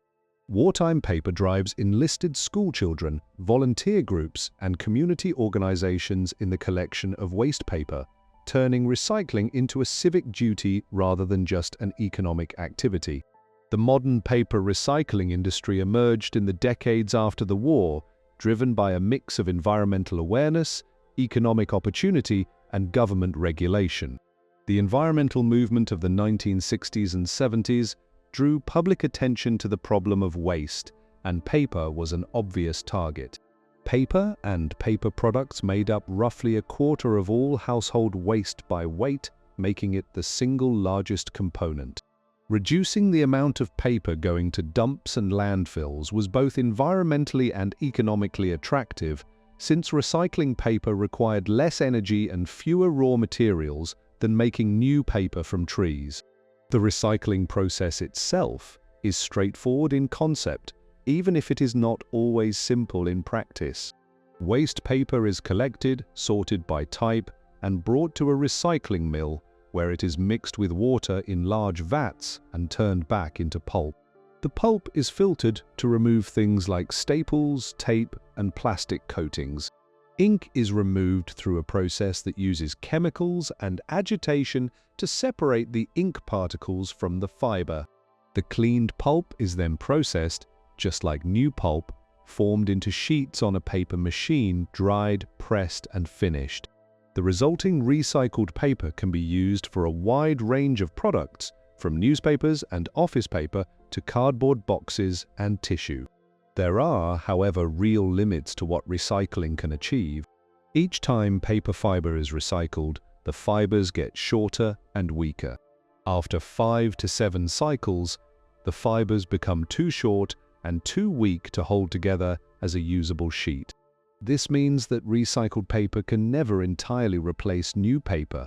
The system always needs a supply of fresh, long fibers to maintain quality. The contamination of waste paper with food, plastic, glue, and other non-paper materials also limits how efficiently recycling can work. Not all waste paper can be recycled, and processing contaminated material generates its own waste. The economics of paper recycling have been unpredictable. The price of waste paper rises and falls with supply and demand, climbing when new paper is expensive and dropping when it is cheap, or when recycling mills are overwhelmed with more waste paper than they can handle. A major shift came in 2018 when one of the world's largest importers of waste paper effectively closed its borders to foreign waste, a decision that sent shockwaves through the global recycling system. Recycling programs in the United States, Europe, and Australia found themselves with mountains of waste paper that had previously been shipped overseas and no local capacity to process it. Many programs were scaled back, and significant amounts of collected recyclable paper ended up in landfills anyway. Despite these challenges, recycling rates have improved dramatically over the past half-century. In the United States, The paper recycling rate rose from roughly 10% in the 1970s to approximately 68% by 2020. In Europe, rates exceeded 70% in many countries. Globally, recycled fiber now accounts for roughly half of all paper production, a genuine achievement given the technical and economic obstacles. The environmental benefits of recycling are real, though sometimes overstated. Recycling paper does reduce the demand for new trees, which reduces pressure on forests. It does use less energy, roughly 70% less than making paper from scratch. It does reduce landfill waste. But recycling also uses water, energy, and chemicals, and transporting waste paper from collection points to recycling mills has its own environmental cost. The story of paper recycling is, in the end, a story about the tension between human cleverness and human consumption. We have developed impressive ways to give paper a second life, and a third, and a fourth. But the sheer volume of paper the world produces, roughly 400 million tons per year, means that even high recycling rates leave enormous quantities in the ground. The most effective way to reduce the environmental impact of paper is not to recycle more, but to use less, a prescription that the world has been slow to follow. In 1975, a researcher published an article predicting that by 1990, most business record-keeping would be electronic. Paper files, paper memos, paper invoices, and paper reports would be replaced by digital documents stored on computers and sent over networks. The paperless office, as the idea came to be known, was not just a prediction. It was presented as an inevitability. The computer would do for paper what the automobile had done for the horse, make it a relic of the past. They were spectacularly wrong. In the decades that followed, global paper consumption did not decline. It doubled. Between 1980 and 2000, the world's appetite for paper grew from roughly 170 million tons per year to over 330 million, an increase driven in large part by the very technology that was supposed to make paper unnecessary. The personal computer, the laser printer, the photocopier, and email, far from reducing the use of paper, had the paradoxical effect of increasing it. The reasons for this were both practical and deeply human. The personal computer made it easy to create documents, but it did not make it easy to read them on a screen. The monitors of the 1980s and 90s were small, low resolution, and tiring to look at for long periods.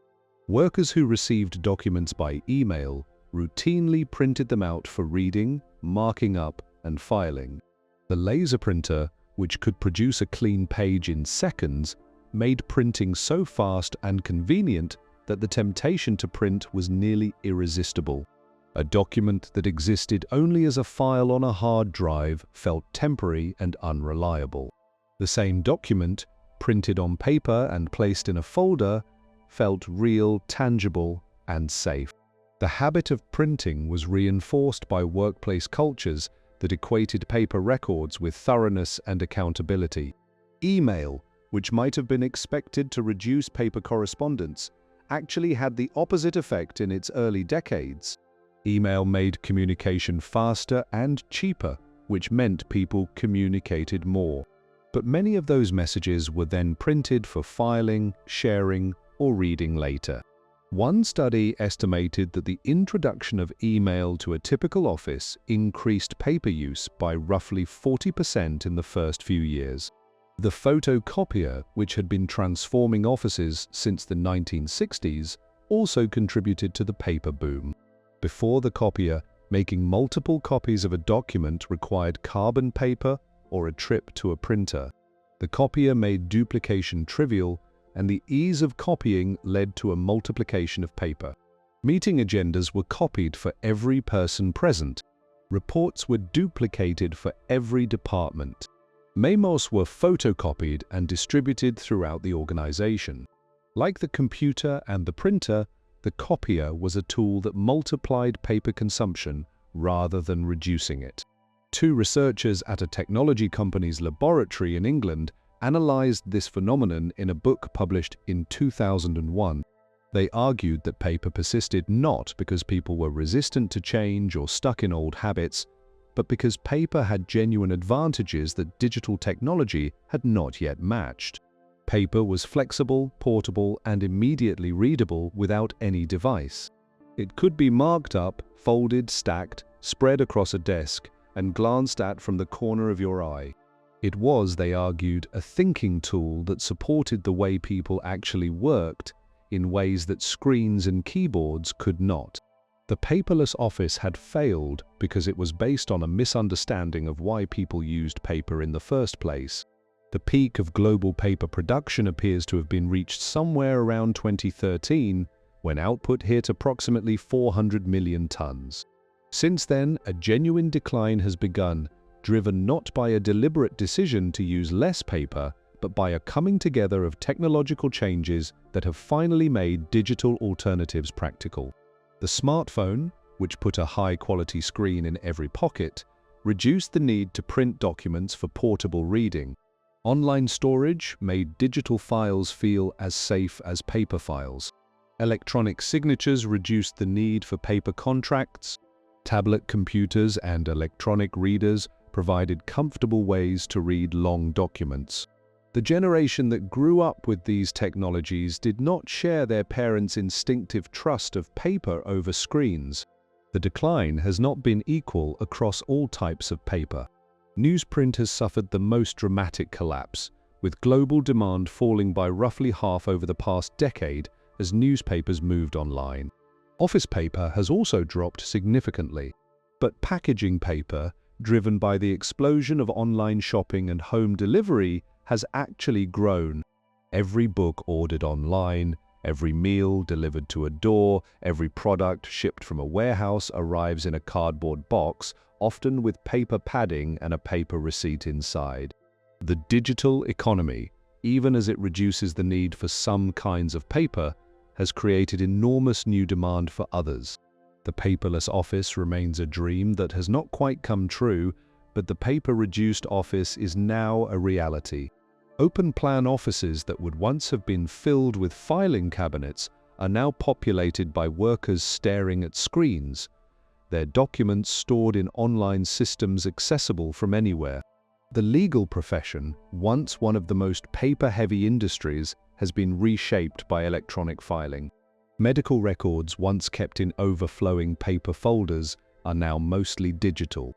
Tax forms and government applications that once required paper are increasingly submitted online. The prediction of the paperless office was not wrong in its direction, only in its timing. The computers of 1975 were indeed the beginning of the end for paper's dominance in the office. But the transition took not 15 years, but 40, and it is still not finished. Paper survives in offices, homes, and daily life, reduced but not eliminated.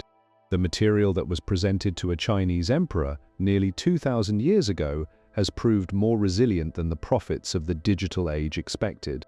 It has adapted, retreated, found new uses, and refused to disappear entirely.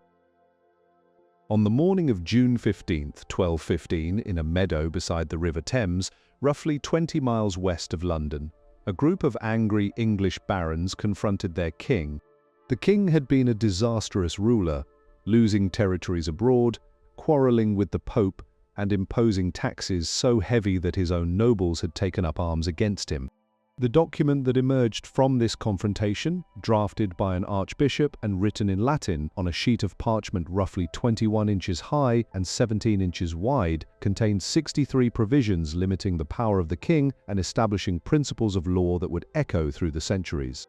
It was called the Great Charter, and it became the foundational document of the idea that no person, not even a ruler, is above the law. 13 copies were written out and distributed across England. Only 4 survive from the original issue. They are sheets of parchment, not paper, because paper had not yet come into general use in England at that time. But the Great Charter represents the beginning of a tradition that would define much of Western civilization. The idea that the rights of individuals could be secured by writing them down on a physical document, and that the document itself could serve as a check on the power of those who govern. This tradition of what we might call sacred paper, documents that carry an authority beyond their physical substance, is one of the most remarkable things in all of human history.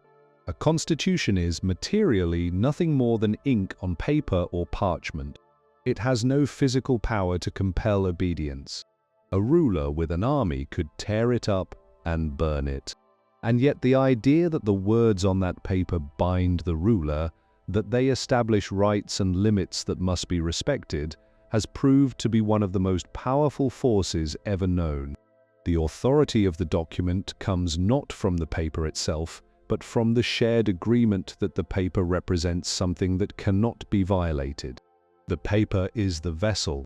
The authority is the faith. The American Declaration of Independence, written out on parchment and signed in the summer of 1776, carried this tradition across the ocean. The physical document has been treated with something close to religious reverence since its creation. Today, it rests in a specially designed case at the National Archives, filled with a protective gas and monitored constantly for temperature, humidity, and light. Millions of visitors pass by it each year, gazing at the faded ink and aging surface with the same awe that pilgrims bring to religious relics.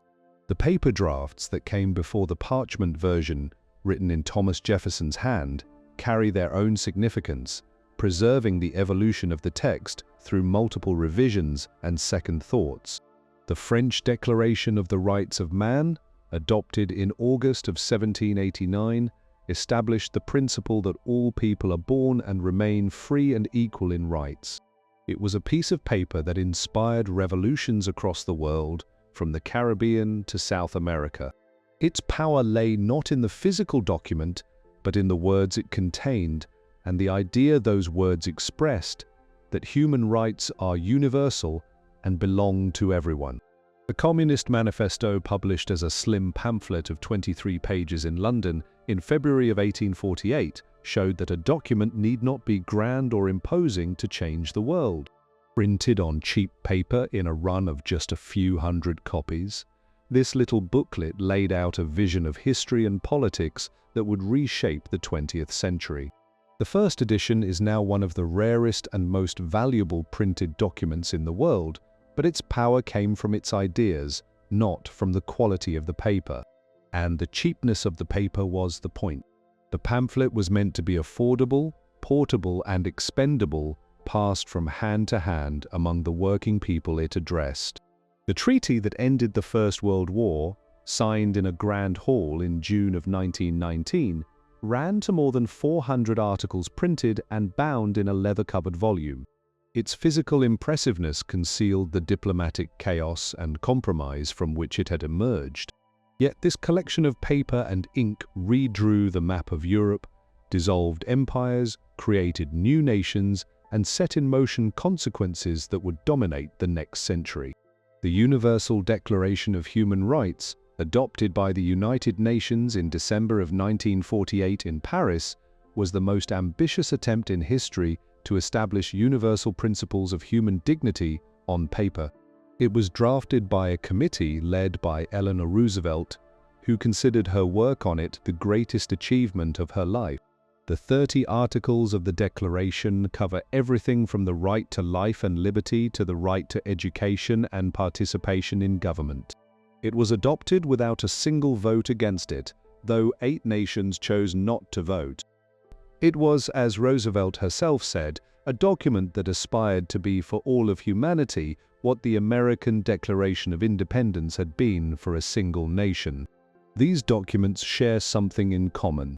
They are all physical objects, paper or parchment, that carry an authority far beyond their material substance. They are fragile and perishable, and yet the ideas they contain have proved more durable than stone or bronze.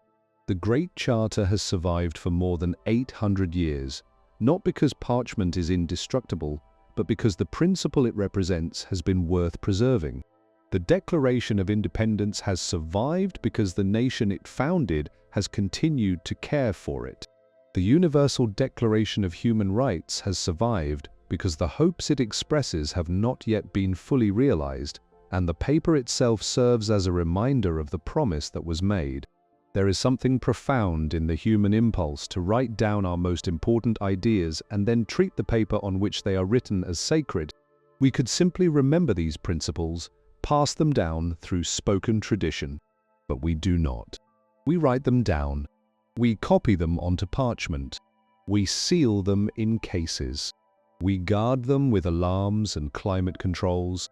We make pilgrimages to see them. We treat them as relics, physical objects filled with a significance that goes beyond what they are made of. Paper, the humblest of materials made from rags and bark and wood, becomes in these moments the most powerful substance on Earth.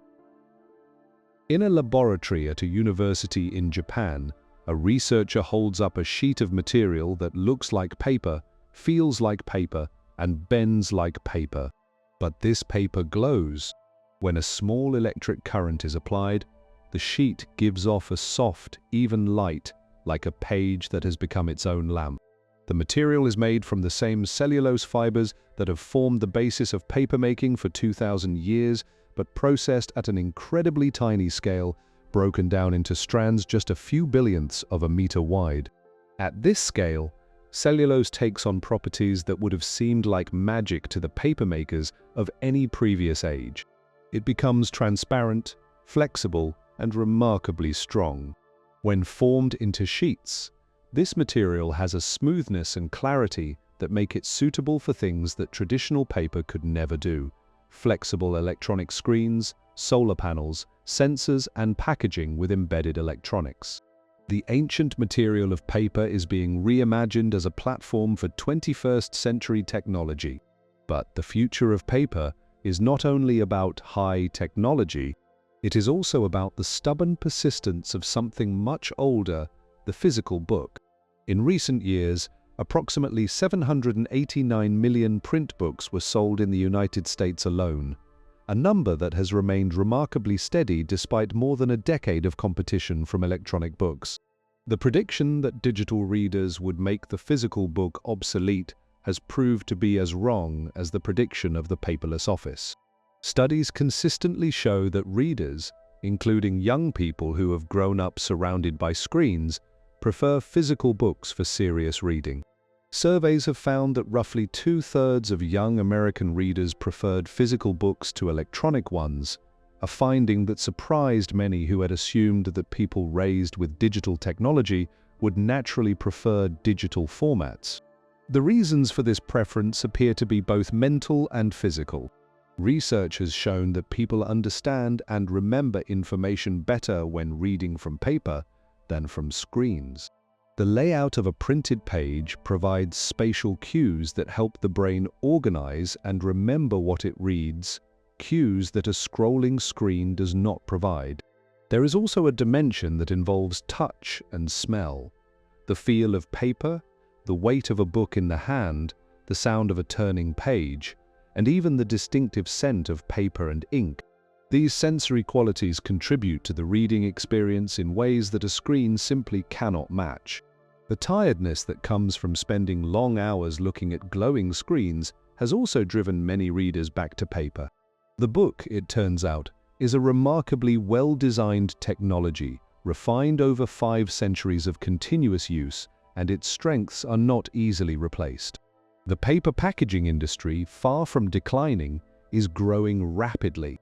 The explosion of online shopping has created enormous demand for cardboard boxes, paper padding, and paper-based protective wrapping.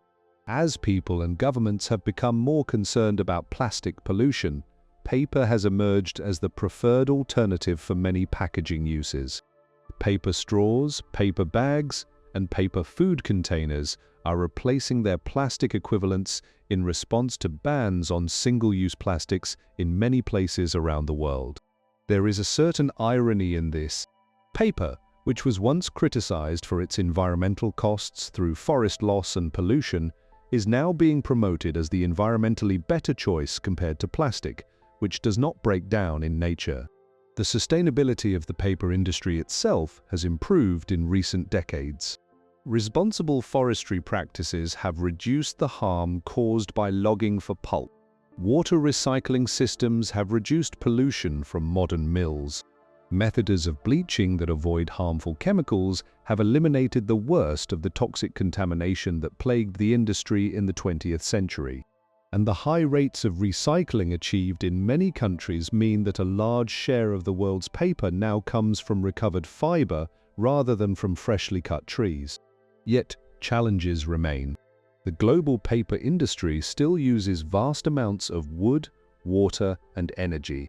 Forest clearing for paper plantations continues in some parts of the world. The changing climate threatens the forests on which the industry depends through drought, wildfire, and shifting growing conditions. And the ongoing decline of paper use in offices and for news means the industry must find new products and markets to replace what has been lost to digital alternatives. Some of those new uses are coming from surprising directions. Paper-based health tests in which chemical indicators are printed onto paper strips that change color in the presence of certain substances are being developed as cheap, portable alternatives to laboratory testing with great potential for healthcare in places that lack expensive equipment. Paper-based devices that use the natural ability of paper to draw liquid along its fibers are being explored for complex chemical testing without the need for costly machines. And paper batteries, which use the porous structure of paper as a foundation for thin layers of energy-storing material, are being developed as biodegradable power sources for disposable electronics. The cultural future of paper may be the most interesting question of all.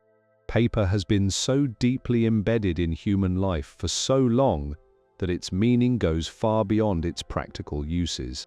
We still speak of paper trails and paper tigers. We still sign paper documents to make agreements binding. We still print photographs on paper to display in our homes. We still give paper books as gifts, paper cards on birthdays and holidays, and paper certificates to mark achievements.